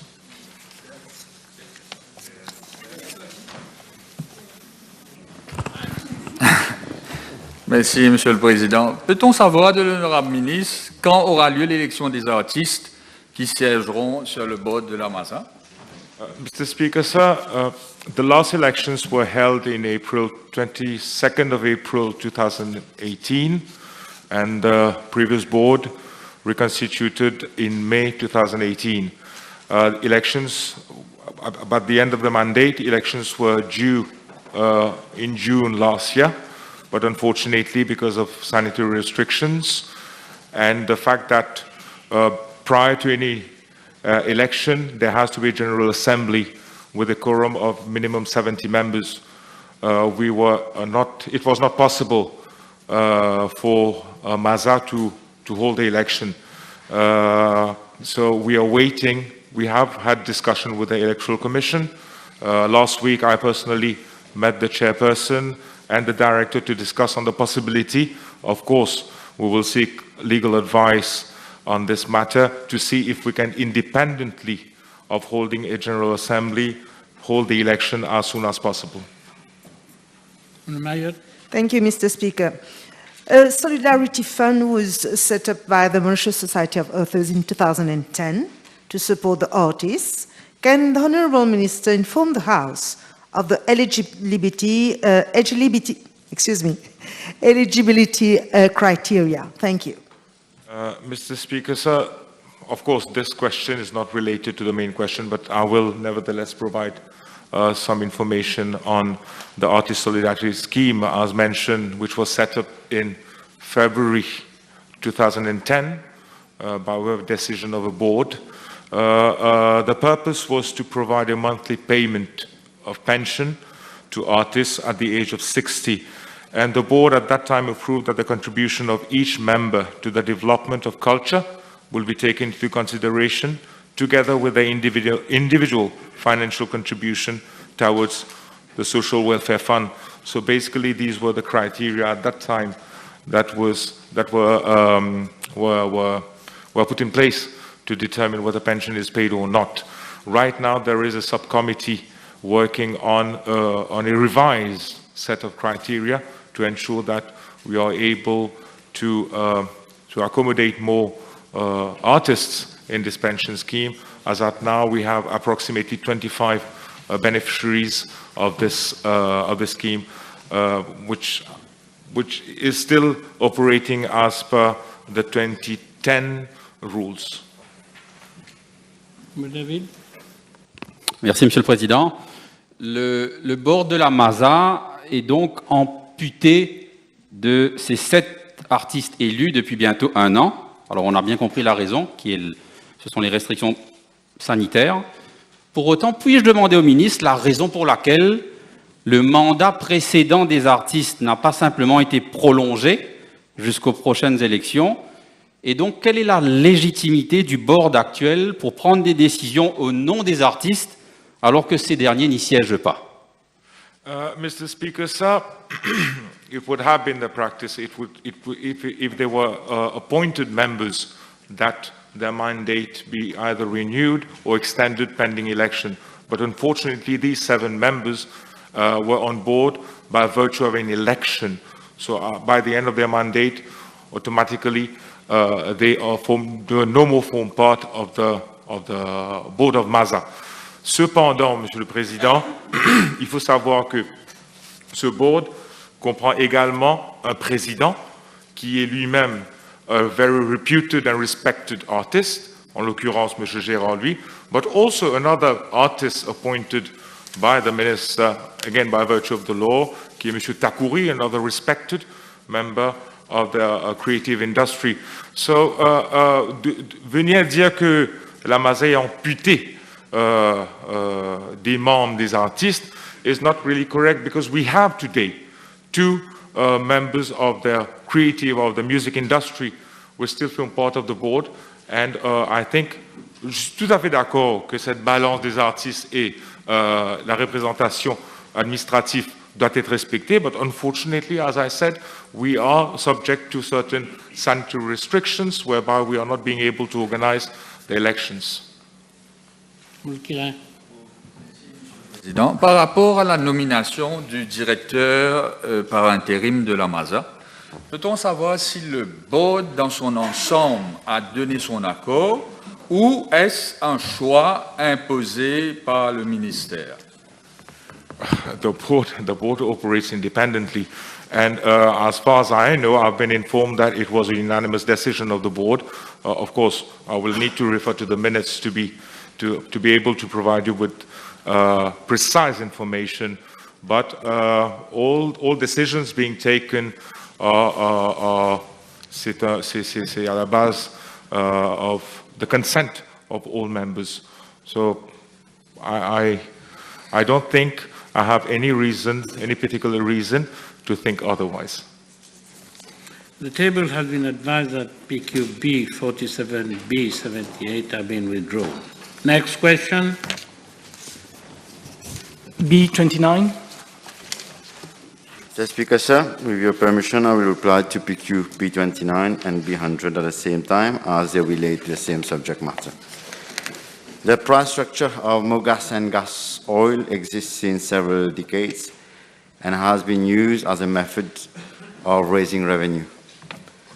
The price structure has evolved from the 90s when it contained elements such as stamp duties, ocean loss, construction of reservoir, road fund, among others, to what it is today. The contributions in the price structure of mogas and gas oil are fixed and do not change when prices of petroleum products are reviewed. The Association des consommateurs de l'île Maurice and other associations have made representations to the government to review the price structure and reduce the amount of contributions which are paid by consumers. Mr. Speaker, sir, it is important to note that when preparing the national budget, the Ministry of Finance, Economic Planning and Development imperatively has to forecast both expenditure and revenue. The revenue derived from the price structure finances a number of public projects, which includes maintenance of road, purchase of COVID-19 vaccines, provision of subsidies on gas cylinders, flour, rice, among others. And I'm sure that the honourable member would understand this crucial exercise because when the MMM was in power in 1996, a contribution was introduced in the price structure of gas oil for the construction of reservoirs. In view of the implications of the proposals, the matter is being thoroughly examined by the Ministry in collaboration with the Ministry of Finance, Economic Planning and Development.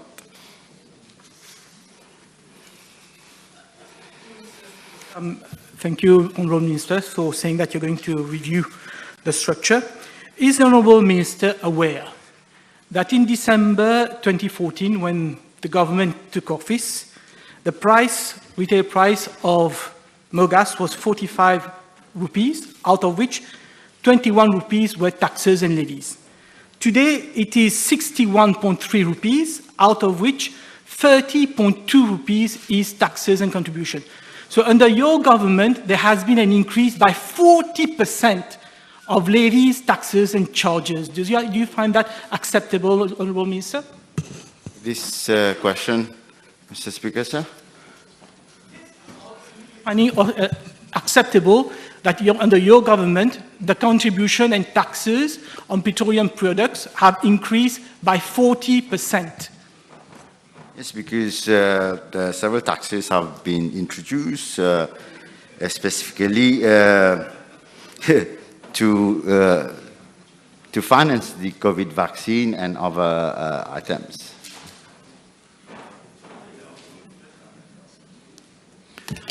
Monsieur le ministre, vous êtes bien placé pour savoir que la population souffre énormément ces jours-ci avec l'inflation des prix. Ce levier, ces taxes sur les produits pétroliers ont été introduits depuis quelque temps et plus de 50% dans le structure de prix des produits pétroliers, 50% est des taxes. Est-ce qu'on peut prendre de votre réponse, Monsieur le ministre, que vous prenez l'engagement avec le ministère des Finances pour voir comment on peut revoir cette structure pour enlever ce fardeau sur les consommateurs et les ménagères?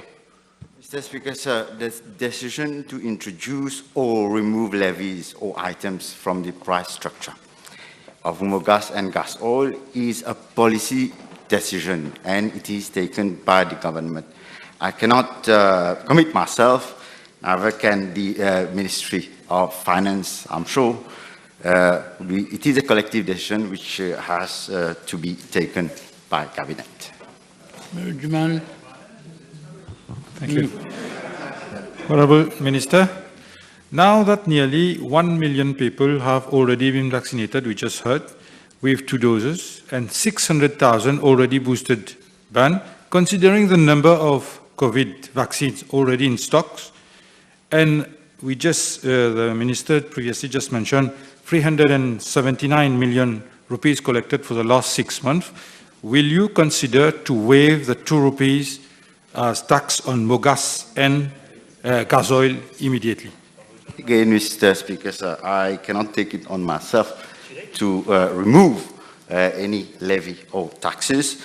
It will be for the government to decide, and I understand the point made, and I refer to the reply given earlier by my colleague, the Honourable Minister of Finance. We will give due consideration.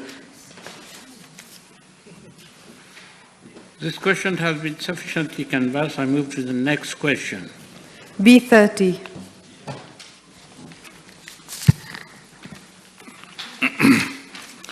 Mr. Speaker, sir, at the outset, it is worth highlighting that the right to draw water from rivers and canals in Mauritius is governed by the provisions of the Rivers and Canals Act of 1863 and the Central Water Authority Act of 1971. As per the Rivers and Canals Act of 1863, a right to use water from a river or stream for a specific purpose has to be brought before and decided by the Supreme Court of Mauritius.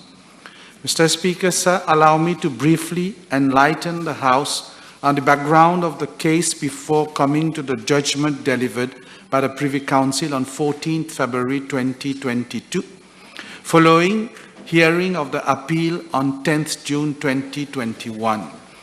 The appeal case basically concerns water rights in the river Tatamaka.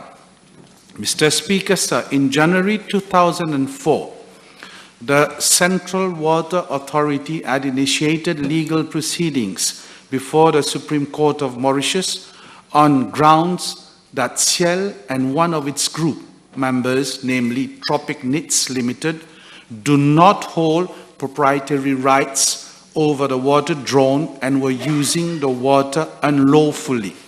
In fact, Mr. Speaker, sir, Réunion Sugar Factory Limited was allocated a water right in River Tatamaka by the Supreme Court in 1888. Later, it sold part of its land to Ciel together with the water rights. Since 1989, Tropic Nits Limited have been diverting water from Tatamaka River without having applied to the Supreme Court.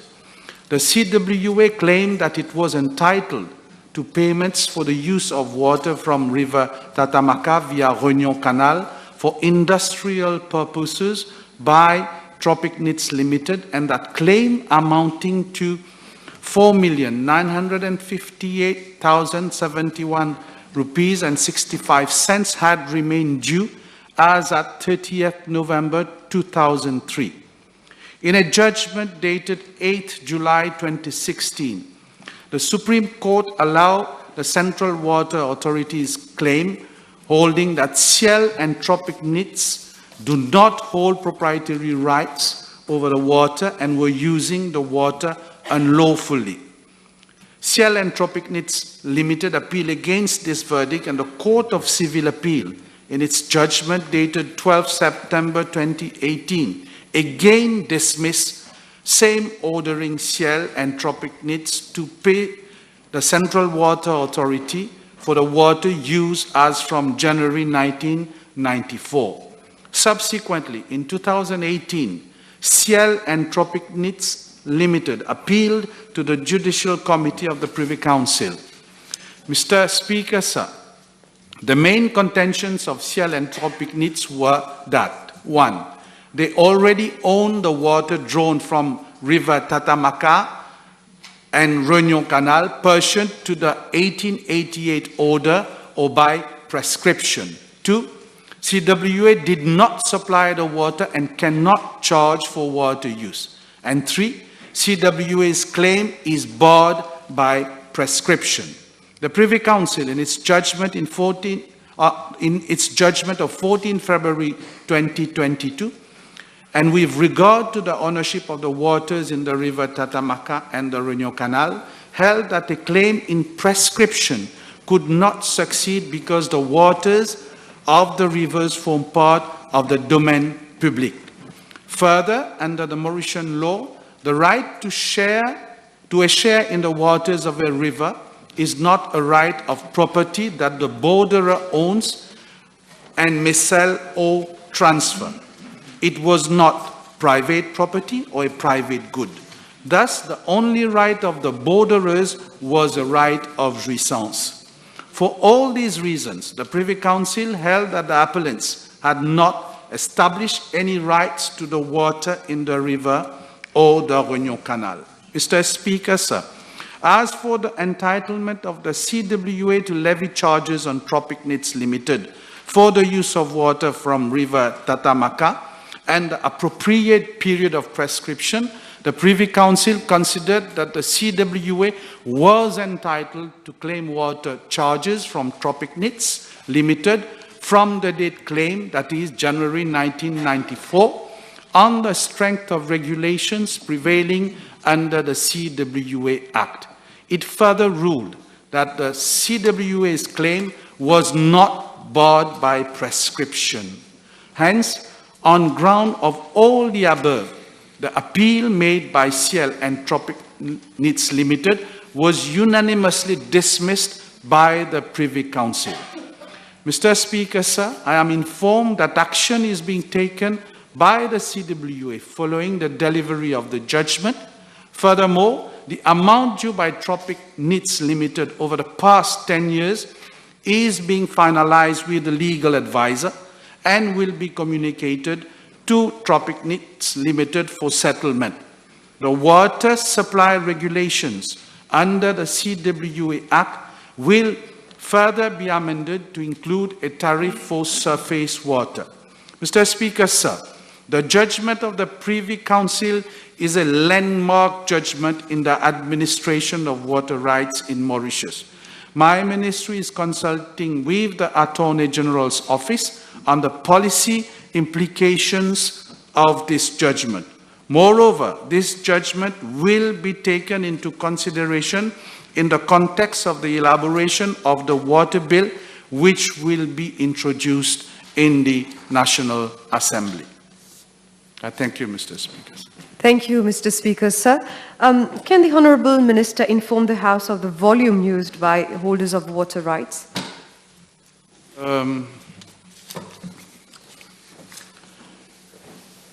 Mr. Speaker, sir, records on water rights granted in the 18th and 19th centuries are scattered and incomplete, and as such have not been validated. But a rough estimate based on information on water entitlements and abstraction returns submitted by water users, so we depend on those submissions, can situate the volume of water pertaining to water rights to around 220 to 300 million meter cube per year, depending on the rainfall situation and any other climatic conditions prevailing.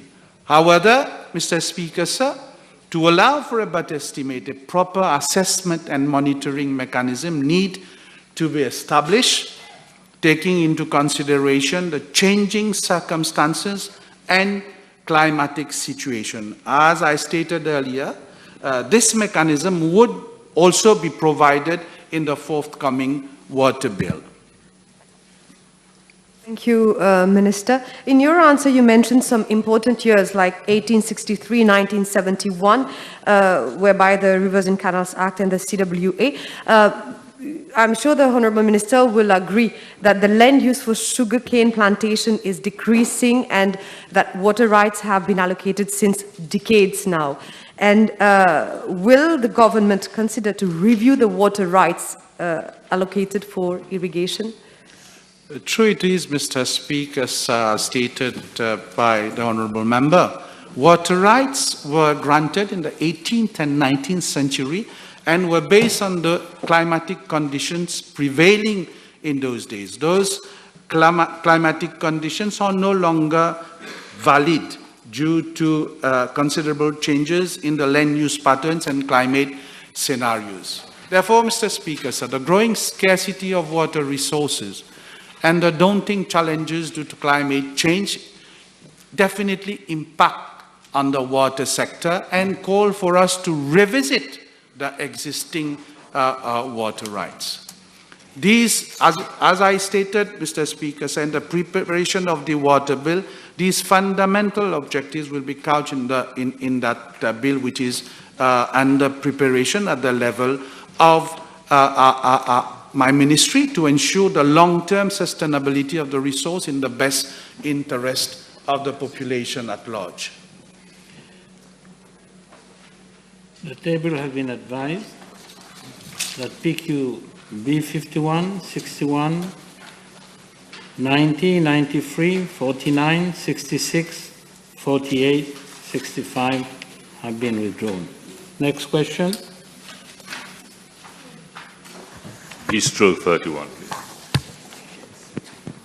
Mr. Speaker, sir, in these uncertain times of COVID-19 pandemic and international geopolitical turmoil, safeguarding food security is even more than ever crucial.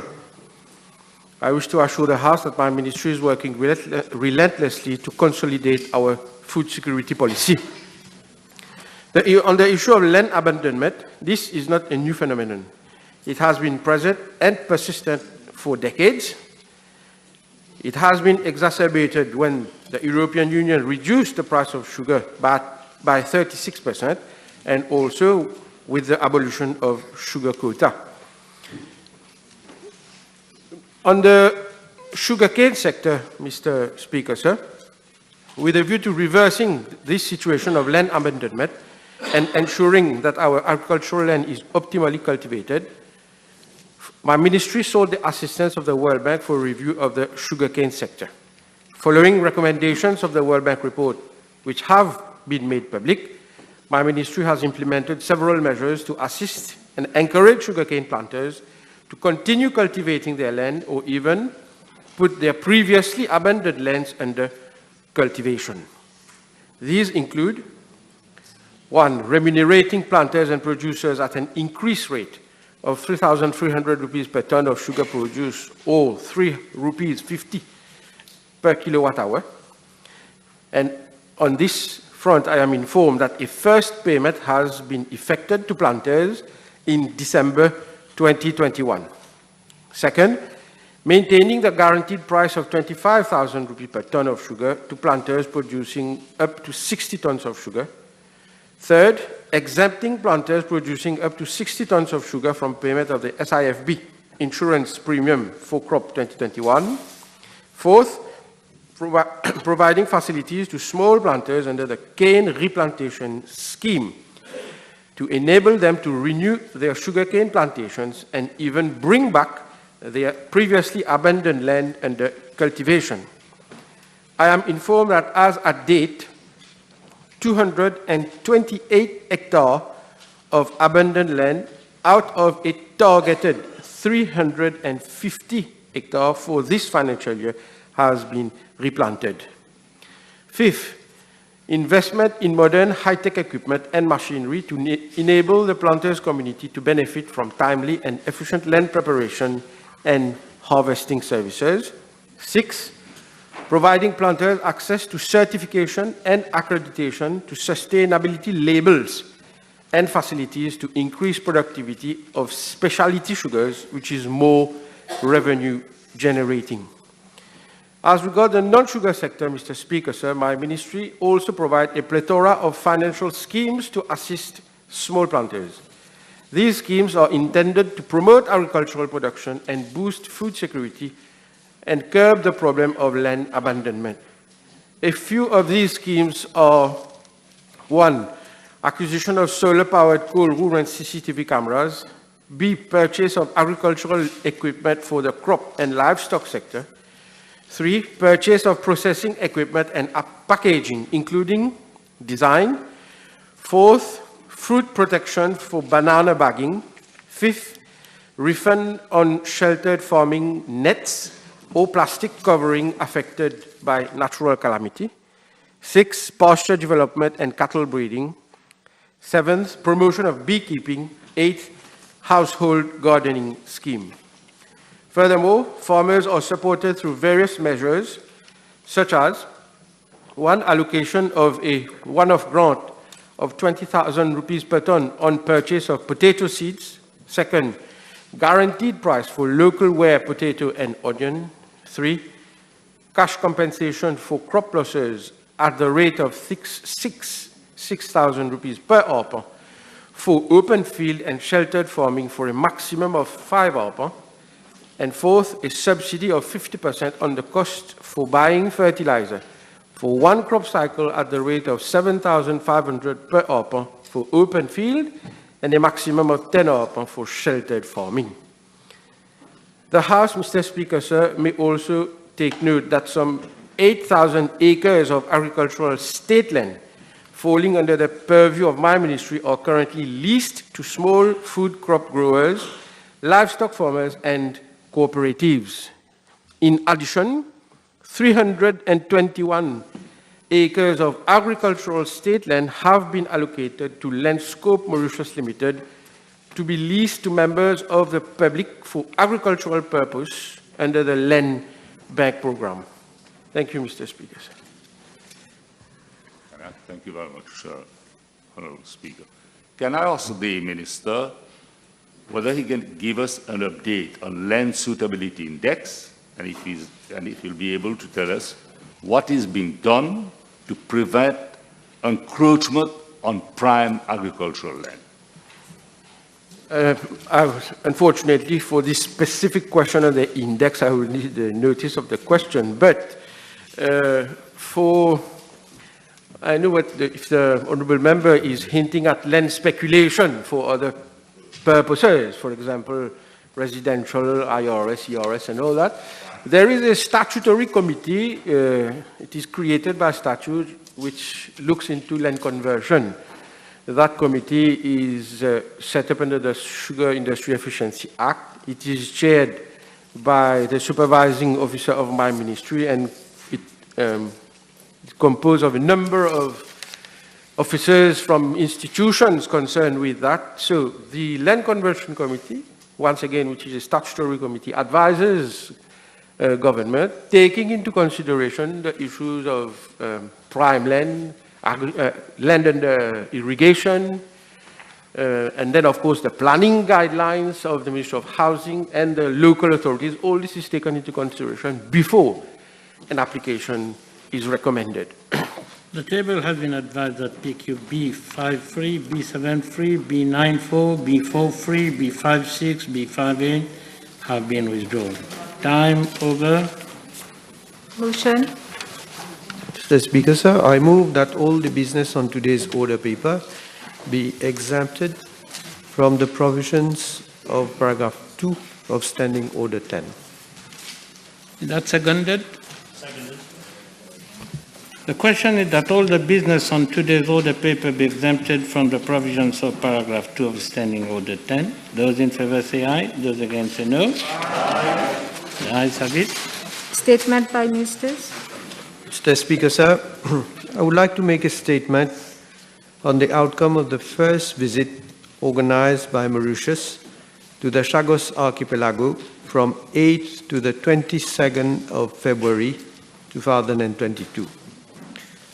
As the House is aware, following the advisory opinion of the International Court of Justice of 25th February 2019, which authoritatively determined that the Chagos Archipelago is and has always been an integral part of the territory of Mauritius, legal proceedings were initiated by Mauritius in June 2019 against Maldives under the United Nations Convention on the Law of the Sea for the delimitation of the maritime boundary between the two states in the Chagos Archipelago region, since Maldives refused our invitation to negotiate the boundary bilaterally.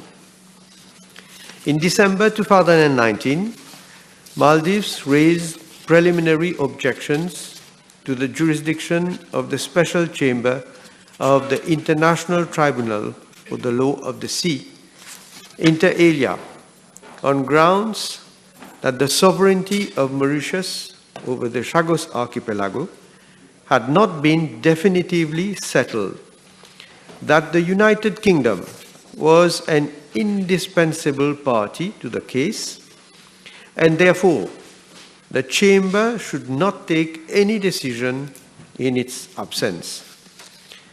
Following the exchange of written pleadings and the holding of an oral hearing, the Special Chamber gave, on 28 January 2021, a judgment in which it rejected all the preliminary objections raised by Maldives. In so doing, the Special Chamber confirmed that Mauritius has undisputed sovereignty over the Chagos Archipelago. It further ruled that the United Kingdom has no claim to sovereignty over the Chagos Archipelago, and that its position amounts to nothing more than assertions that are not supported by international law. The proceedings are still at pleading stage. In the first round of written pleadings, Mauritius submitted its memorial on 25 May 2021, and Maldives its counter-memorial on 25 November 2021. During the second round of written pleadings, Mauritius will have to submit its reply by 14th April 2022, while Maldives will have to file its rejoinder by 15th August 2022. The Chamber will thereafter organize oral pleadings before giving its judgment, probably sometime next year.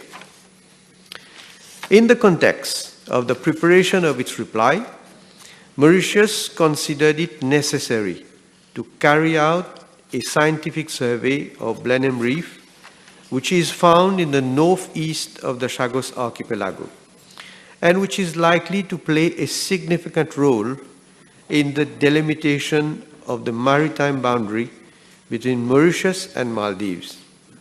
Thus, a scientific survey was carried out from 8th to 22nd of February by a delegation led by Ambassador Kunjal, permanent representative of Mauritius to the United Nations in New York, and comprising technicians from Mauritius, 2 Swedish marine surveyors, 3 of our external lawyers, 5 representatives of the Chagosian community, a medical health officer and a nursing officer from the Ministry of Health and Wellness, a photographer from the Government Information Service of my office, as well as journalists from the British Broadcasting Corporation, The Guardian, the Atlantic Magazine of the United States, and the Mauritius Broadcasting Corporation.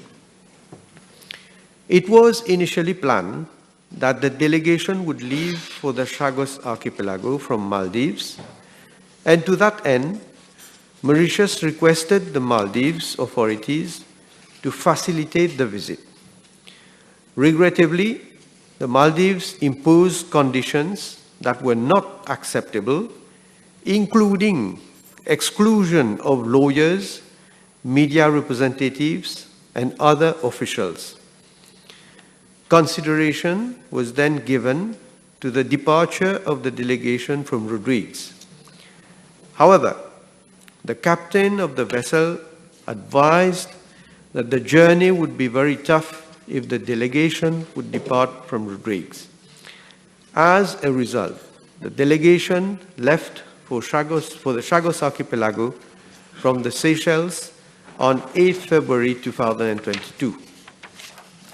For this expedition, government chartered the Bleu de Nîmes, which met all our requirements for this kind of survey, because it is equipped with 4 high-speed tenders and a Zodiac which allowed the scientists to traverse the shallow waters on and around Blenheim Reef.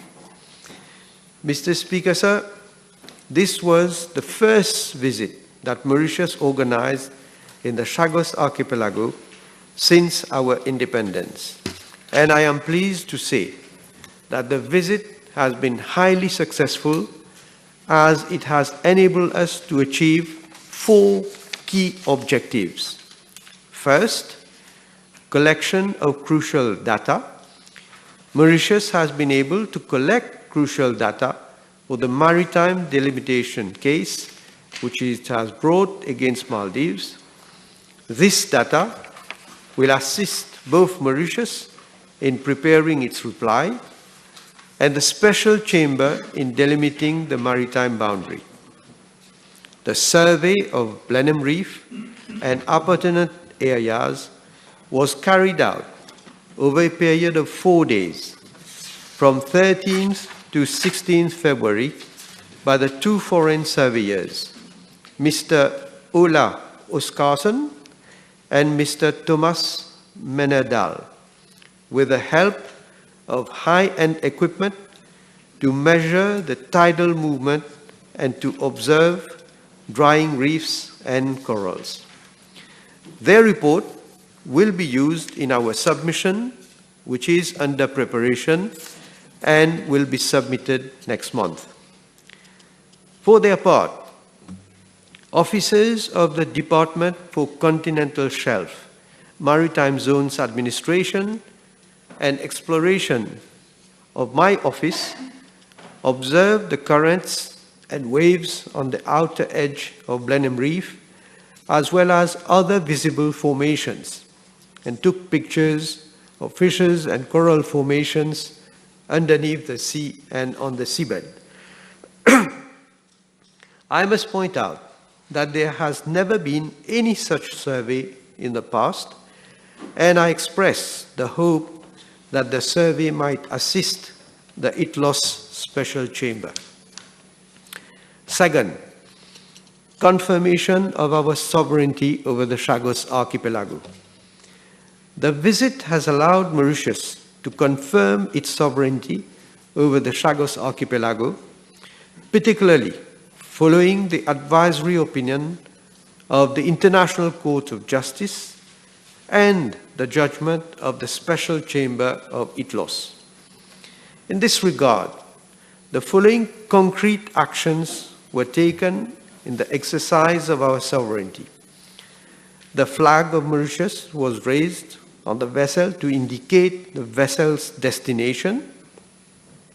On 11th February 2022, when the vessel entered the exclusive economic zone of Mauritius around the Chagos Archipelago, the captain marked the event by making the siren of the Bleu Denim resound several times.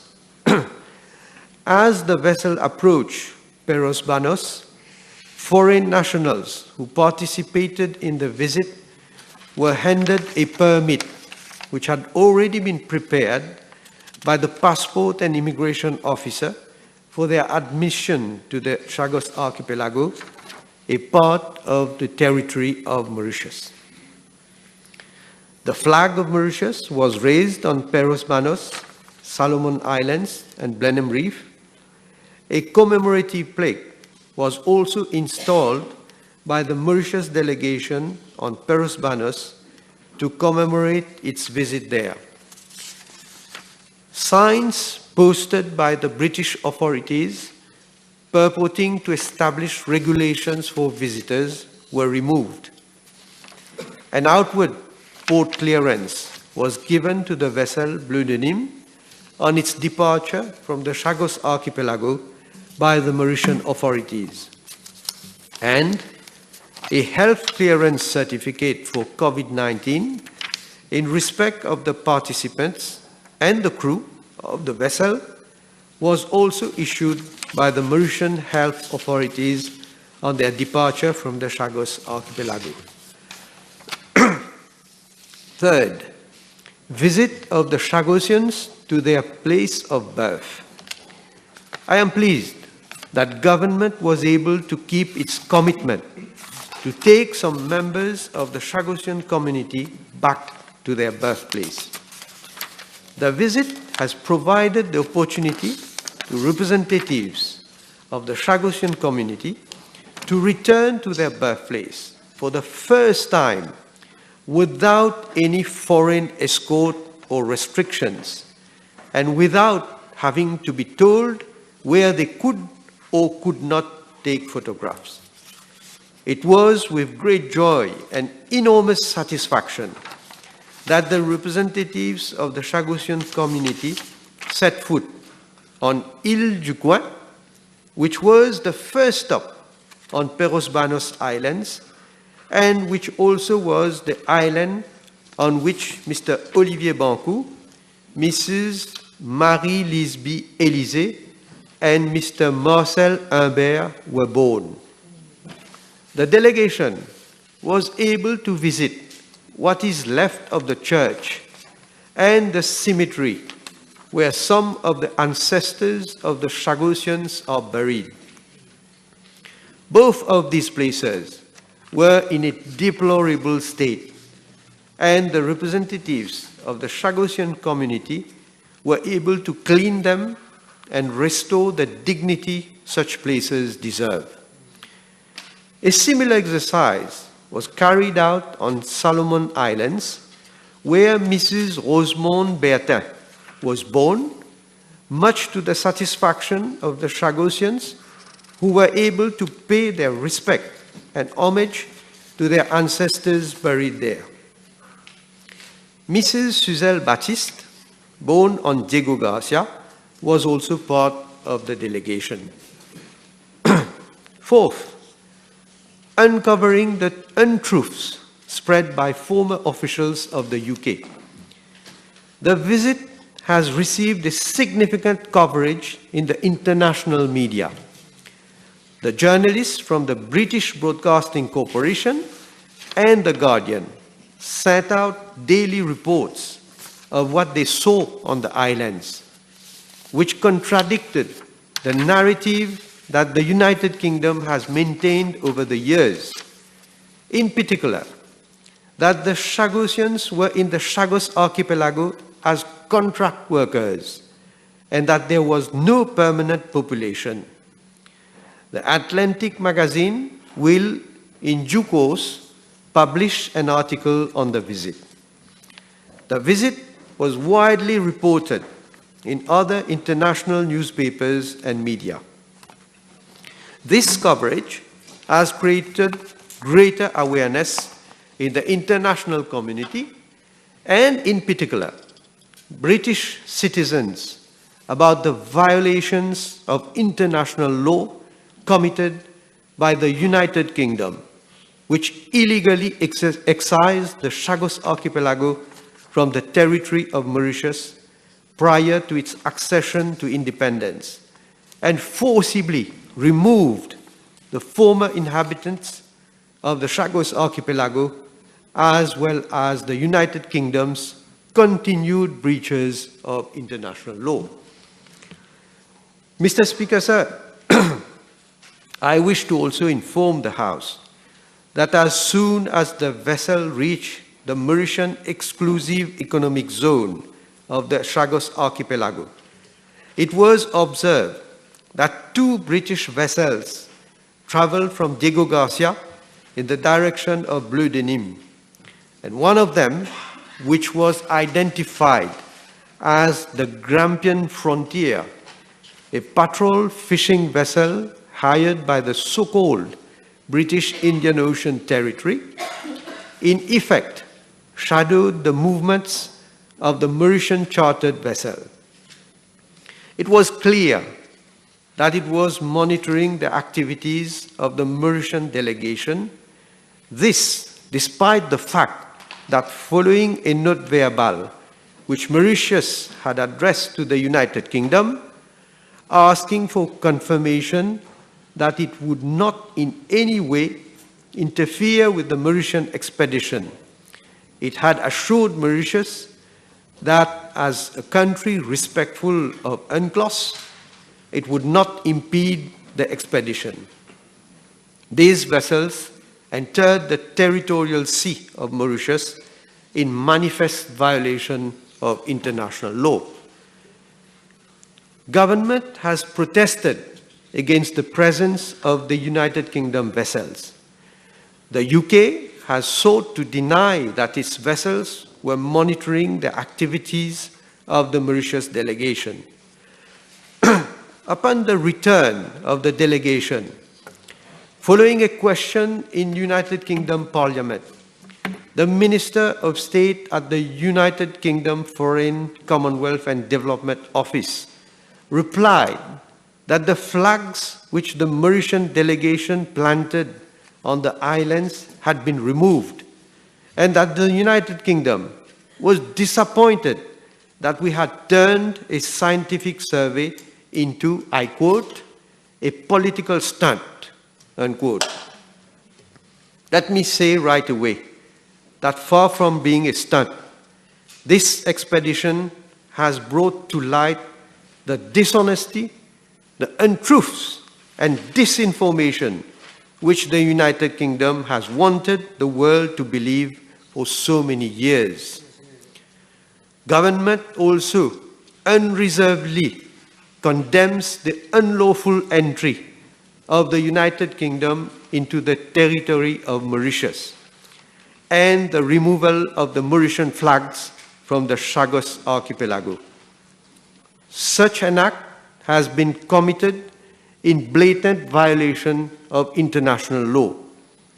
A note of protest has been sent by the Ministry of Foreign Affairs, Regional Integration and International Trade to the UK Foreign, Commonwealth and Development Office to convey the strong objection of Mauritius to the removal of its flags from the Chagos archipelago.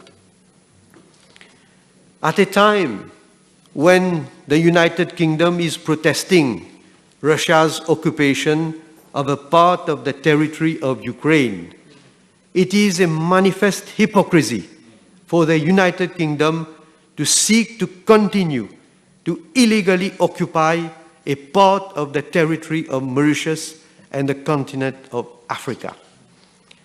I need not point out that the scientific survey was carried out in a part of the territory of Mauritius, as authoritatively determined by the International Court of Justice in its advisory opinion of 25th February 2019, and confirmed by the United Nations General Assembly Resolution 73/295 and the judgment of the Special Chamber of the International Tribunal for the Law of the Sea of 28th January 2021.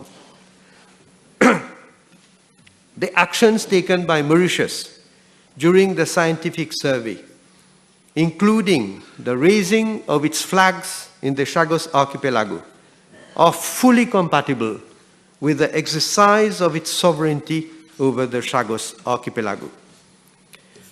Mr. Speaker, sir, I would like to thank Seychelles, and in particular, His Excellency President Wavel Ramkelawan, for all the assistance they have extended to us for facilitating the organization of this visit to the Chagos archipelago.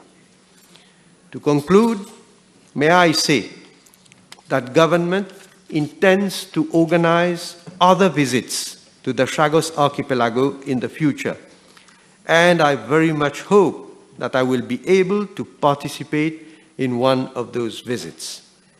In addition, I reiterate that government is fully committed to the implementation of a program for resettlement in the Chagos archipelago of our nationals, particularly those of Chagosian origin who were forcibly removed from their homes in manifest violation of international law.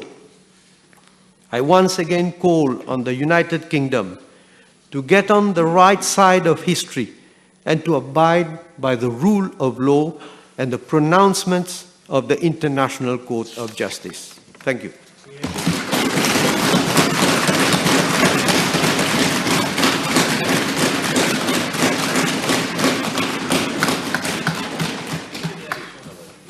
Mr. Speaker, sir, with your with your permission, I propose to make... What is happening now? Nobody has the floor except the minister. Please. Speaker, sir, with your permission, I propose to make a statement on the ongoing Russia-Ukraine conflict, which has ushered the world in an unprecedented period of instability since its outbreak on the 24th of February 2022. The conflict between the two largest European countries, which has entered into its second month, threatens the foundations of international peace and security with far-reaching consequences. Mr. Speaker, sir, at the outset, I would like to emphasize that my ministry has been closely following the escalation of tensions over the borders of Ukraine since December 2021. The flurry of diplomatic exchanges between Russia and the Western countries has from January 2022 failed to find a path for a peaceful settlement. Indeed, on the 24th of January 2022, Russia recognized unilaterally the self-proclaimed Donetsk and Luhansk republics in eastern Ukraine and announced the launch of a special military operation against Ukraine.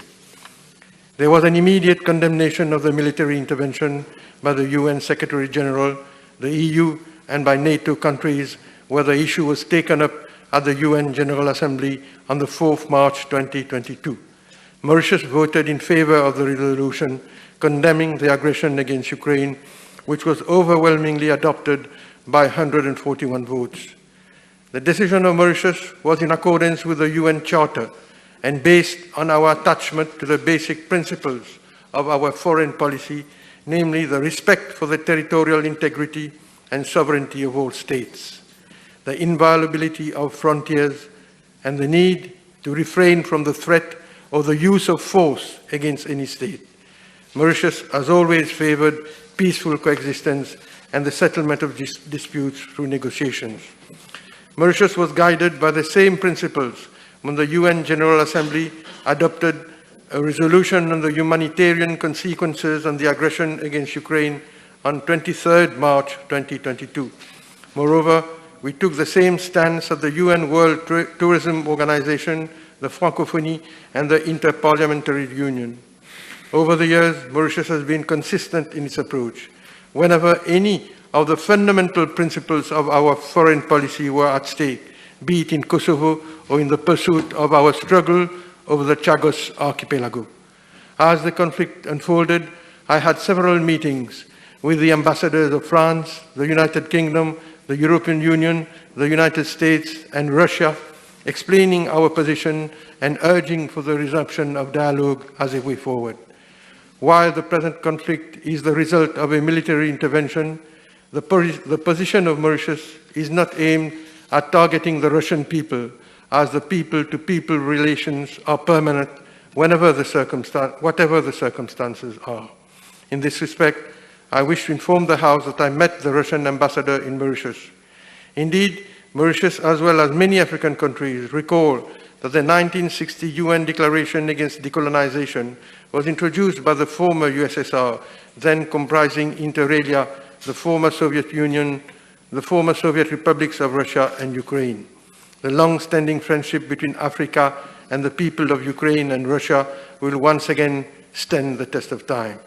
Mr. Speaker, sir, I wish also to inform the House that since 16 February 2020, a crisis cell to assist the Mauritians in distress in Ukraine was set up by my ministry to monitor the situation of Mauritian nationals, particularly Mauritian students in Ukraine, with a view to facilitating their repatriation.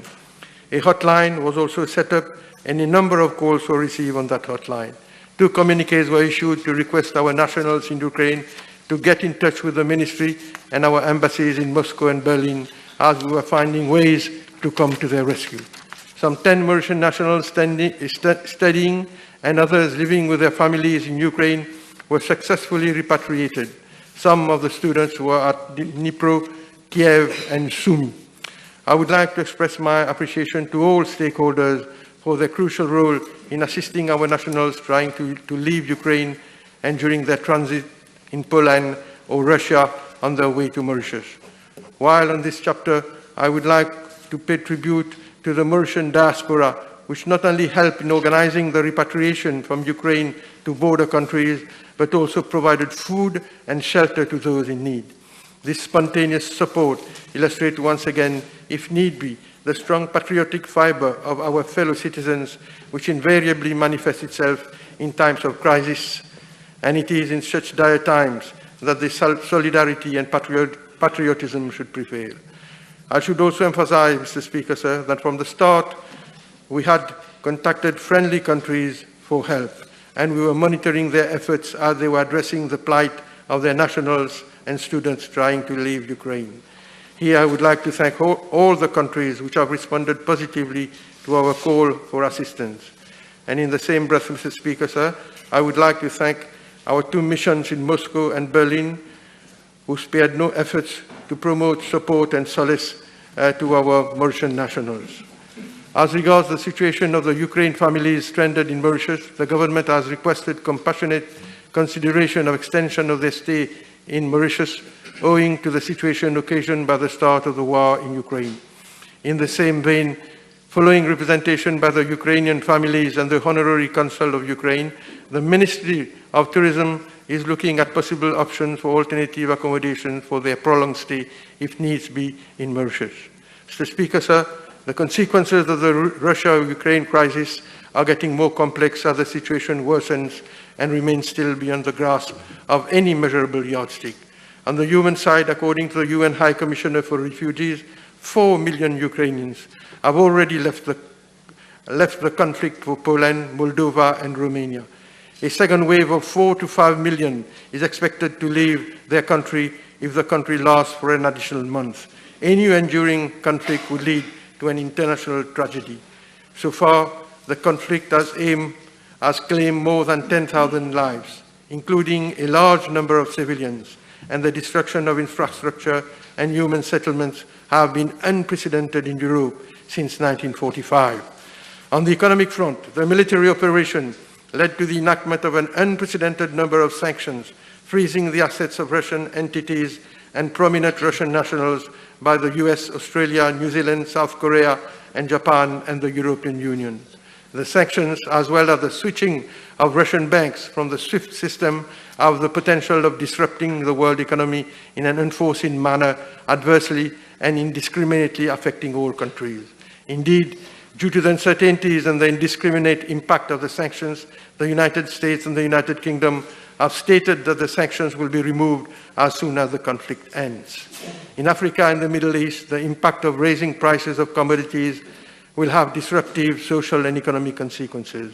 Mauritius will not be spared by the adverse impacts of these conflicts, and my ministry is participating in several interministerial committees which have been judiciously set up by the Prime Minister to monitor the situation and help in finding ways and means to mitigate the impact thereof. Conscious of the fact that the import of various commodities will be impacted by the conflict, the government is identifying alternative sources of imports so as to ensure that there be no disruption in the supply of basic commodities. Likewise, we are exploring ways of assisting our nationals in Russia with respect to impediments regarding transfer of funds. The inherent situation is compounded by the fact that insofar as commodities are concerned, the world has a reliance on Russia and Ukraine for the import of wheat, maize, and sunflower oil, supplying half of the world wheat and 3/4 of sunflower oil and 1/4 of maize supply. With the conflict in Ukraine, the global economy is taking a double hit after the recession caused by the COVID-19 pandemic, where we are seeing increases in price of commodities, natural gas, and fertilizers. Added to that, Mr. Speaker, sir, the economic sanctions imposed on Russia are worsening the situation even further. We are already seeing turmoil in financial markets with increased market volatility, but the full impact is yet to be determined. Furthermore, restrictive measures on airspace and security concerns are complicating all trade routes going through Russia and Ukraine. The conflict will thus likely have a negative impact on global air freight capacity and raise air cargo prices as carriers are forced to take longer routes and spend more money on fuel. With increased financial volatility, complex global supply chain reconfigurations, and mounting trade costs, the global economic outlook is very gloomy. So, should the conflict linger, countries like Mauritius, which are fuel and food import-dependent nations, may see worsening balance of payments and rising inflation. The combination of very high prices of food and fuel and the inevitable macroeconomic tightening will place severe pressure on the economy, and economic growth may be affected worldwide. Faced with the current situation, our government has already met with relevant institutions to assess the impact of the Ukraine-Russia crisis on our economy. A working group is considering the different responses to address high inflation in the short run, while at the same time promoting conducive macroeconomic conditions for economic resilience and recovery. But the impact on Mauritius of the Ukraine-Russia conflict will depend on the duration of the conflict and on inter alia, the consequences of our main trading partners. Mr. Speaker, sir, war has never been a solution to conflicts, and civilians have always been the first victims. This reminds me of a famous quote: "Since wars begin in the minds of men, it is in the minds of men that the defenses of peace must be constructed." This is what the Republic of Mauritius, led by our Prime Minister, believe in. This is why, sir, we have consistently urged all parties concerned to take the path of consultation and dialogue with a view to de-escalating the situation and finding a lasting solution which will address the concerns of all sides. I thank you for your attention. Public-based first reading. Speaker, sir, I move that the national flag, arms of Mauritius, national anthem, and other national symbols of Mauritius Bill number 1 of 2022 be read a first time.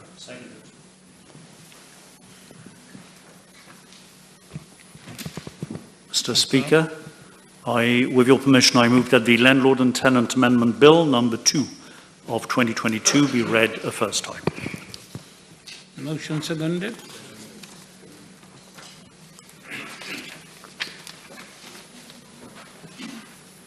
Motion. Motion. Monsieur le Président, c'est avec beaucoup d'honneur et de solennité que nous retrouvons les bancs de l'Assemblée. D'autant plus que cette rentrée parlementaire débute avec l'introduction d'une motion sur un sujet de grande importance, celui du recensement des logements et de la population mauricienne. Et à ce titre, j'ai l'honneur de présenter aujourd'hui, devant les membres de cette auguste Assemblée, la motion à voter en vertu de la section 9 de la Statistique Act de 2000, telle que modifiée en 2011 et en 2017. Précisément, la dite section stipule qu'avant de procéder à un recensement, le Président de la République doit, sous réserve de l'approbation par résolution de l'Assemblée nationale, prendre un décret à cet effet. Le décret peut alors préciser la date ou les dates auxquelles ou entre lesquelles le recensement devrait être conduit. Monsieur le Président, avant de détailler le contenu de la motion, permettez-moi de dire quelques mots sur l'importance que revêtent les exercices de recensement. Comme nul n'est censé ignorer, Maurice possède une longue histoire et une grande expertise en matière de recensement. En fait, le premier recensement national complet effectué à Maurice date d'il y a près de 300 ans, en 1735 pour être tout à fait exact. Depuis 1851, les recensements ont lieu tous les 10 ans, sauf dans des cas, dans des circonstances exceptionnelles. Le recensement des logements et de la population de 2022 sera ainsi le 19e de la série. Je tiens à préciser que le recensement sera mené par Statistique Mauritius conformément aux principes et recommandations par les recensements de la population et des logements, révision 3 des Nations Unies. Monsieur le Président, le recensement des logements et de la population est l'exercice le plus crucial que nous conduisons pour assurer la collecte d'informations sur des caractéristiques démographiques, sociales et économiques de la population et des ménages de la République de Maurice. Force est de constater que le contexte sanitaire et économique des 2 dernières années nous l'a brutalement rappelé. Alors que Maurice a été frappé par la pire crise de son histoire, le gouvernement mauricien, sous le leadership du Premier ministre, a formulé une série de politiques publiques efficaces sur la base de données tangibles. C'est notamment à l'appui des statistiques que ce gouvernement a pu freiner les vagues de la Covid-19 tout en protégeant les ménages et en accompagnant la reprise économique. Je rappelle volontiers que Statistics Mauritius, avec le concours de la Banque mondiale, avait dès les premiers mois de la pandémie conduit des enquêtes téléphoniques auprès des ménages mauriciens pour mieux appréhender les effets socio-économiques de la Covid-19 sur la population et les opérateurs mauriciens. Ces données avaient grandement contribué à aiguiller notre réponse face à la crise pour toujours mieux protéger la population dans un contexte en rapide et permanente évolution. Une réponse historique et efficace qui, je le souligne, a été la 4e plus importante au monde selon la Banque mondiale. Monsieur le Président, le recensement à venir va guider notre action. Il permettra de mettre en exergue des situations ou enjeux de premier plan, souvent complexes à saisir sans de tels outils.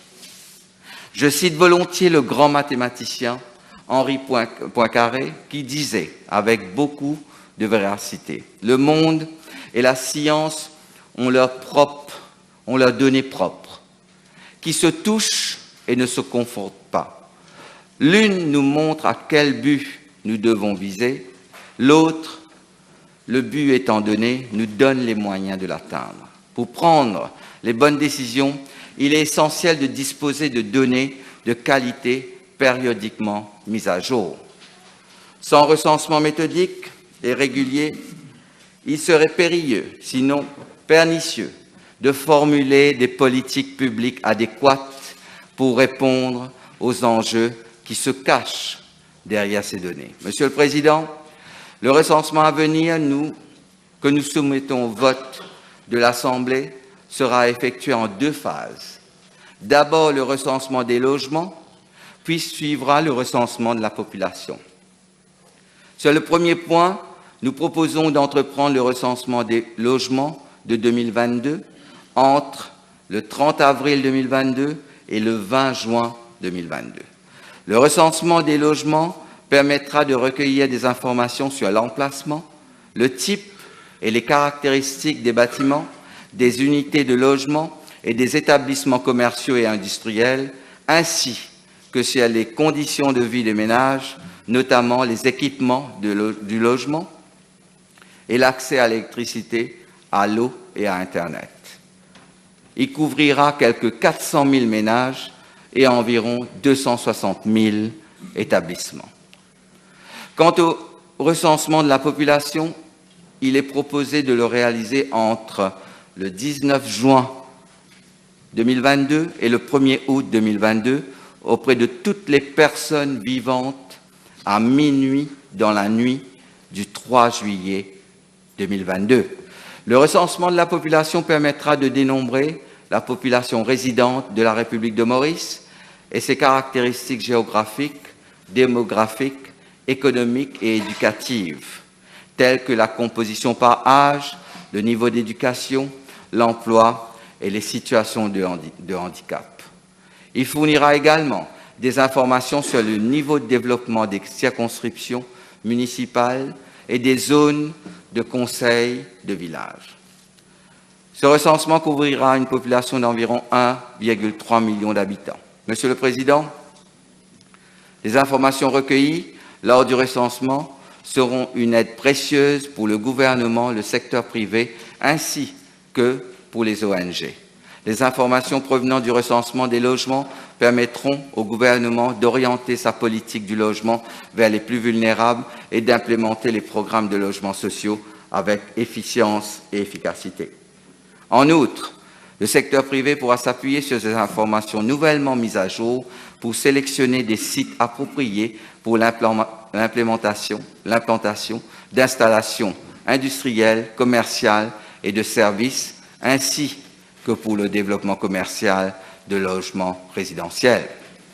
Par ailleurs, en ce qui concerne le recensement de la population, les informations recueillies sont utilisées par les autorités mauriciennes compétentes à des fins d'élaboration de politiques, de planification et d'administration, tandis que le secteur privé mettra à profit ces données pour prendre des décisions avisées en matière de production et de fourniture de biens et de services.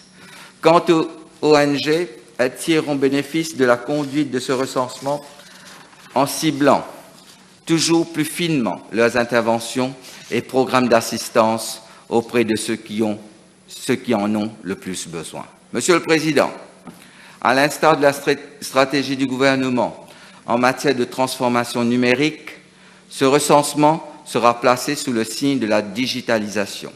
En effet, Statistiques Mauritius utilisera pour la première fois des tablettes et des logiciels informatiques appropriés pour collecter les informations reçues.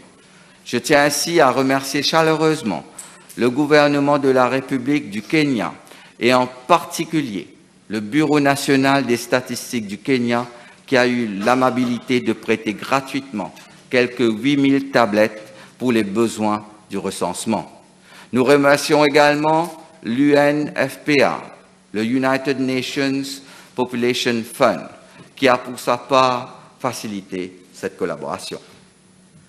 En ce qui concerne le logiciel qui sera utilisé, les Statistiques Mauritius a développé l'application CAPI, Computer Assisted Personal Interviewing, avec l'assistance technique du US Census Bureau et des consultants de l'UNFPA. Par ces deux biais, nous rejoindrons ainsi la Ligue des pays qui utilisent les avancées technologiques pour la collecte des données. Cela permettra une collecte de données plus précise et plus fiable, ainsi que l'obtention accélérée des résultats. Monsieur le Président, sur la base des consultations menées avec différentes parties prenantes et au regard du contexte mauricien ayant largement évolué depuis le dernier recensement de 2011, nous proposons d'ajouter un certain nombre de nouvelles questions au recensement à venir.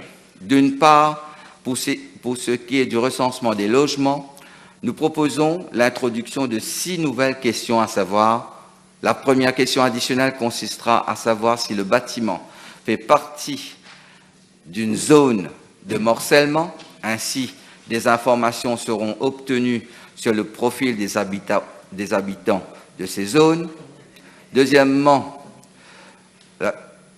la question additionnelle consistera à savoir si le ménage dispose d'équipements modernes tels qu'un réservoir de récupération des eaux de pluie, un puits d'absorption des eaux de pluie, un bac à compost, un climatiseur, un four et une voiture.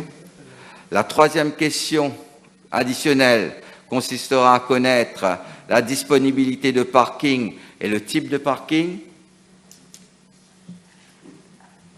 La quatrième question additionnelle consistera à recueillir des informations sur la distance entre une maison située à côté d'une rivière ou d'un canal et cette dernière.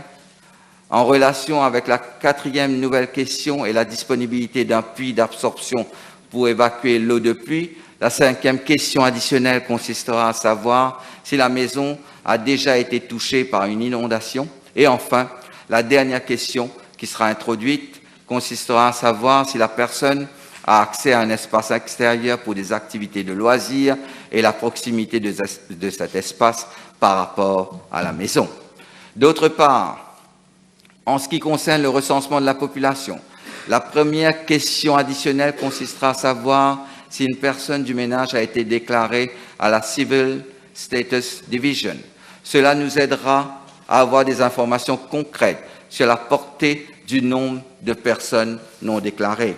La deuxième question additionnelle consistera à savoir si le réseau Internet est utilisé dans le cadre du travail à domicile à des fins éducatives ou à d'autres fins.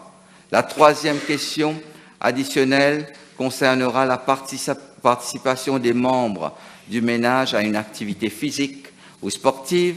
La quatrième question additionnelle consistera à savoir si des membres du ménage effectuent un contrôle médical régulier. La cinquième question additionnelle portera sur le pays de naissance et la date d'arrivée des personnes qui sont venues s'installer à Maurice. Et enfin, la sixième et dernière question à introduire portera sur des Mauriciens qui ont émigré, leur pays de résidence, la date de leur départ, la raison de leur départ et leur niveau d'instruction. Monsieur le Président, le coût total de la réalisation de ce recensement est estimé à 365 millions de roupies et mobilisera quelques 8000 personnes sur le terrain. Les dispositions appropriées ont été prises dans le budget en cours ainsi que dans le budget indicatif pour l'année fiscale 2022-2023. Je tiens à rassurer les membres de la Chambre ainsi que la population sur le fait que Statistique Mauritius prendra les mesures nécessaires pour minimiser les contacts entre les ménages et le personnel du recensement. Le personnel observera l'ensemble des protocoles sanitaires en vigueur, tels que la distanciation physique, le port du masque et l'application des désinfectants pour des mains afin de minimiser les risques de transmission du virus de la COVID-19. Monsieur le Président, sur ces considérations techniques, je conclus mon propos en réitérant l'importance de la tenue régulière de tels recensements.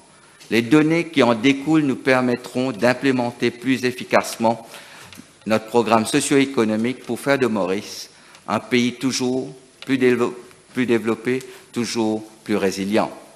À l'appui de ces statistiques et conformément à la vision portée par l'honorable Premier ministre, nous atteindrons les objectifs de développement robuste, inclusif et durable que nous nous sommes fixés. C'est en ce sens que le recensement des logements et de la population mauricienne en 2022 sera une nouvelle pierre à l'édifice national que nous bâtissons ensemble. Mr. Speaker, sir, I move in terms of the motion standing in my name. I move. Seconded. So, 70 now. Honourable members, I'll suspend the sitting for 45 minutes.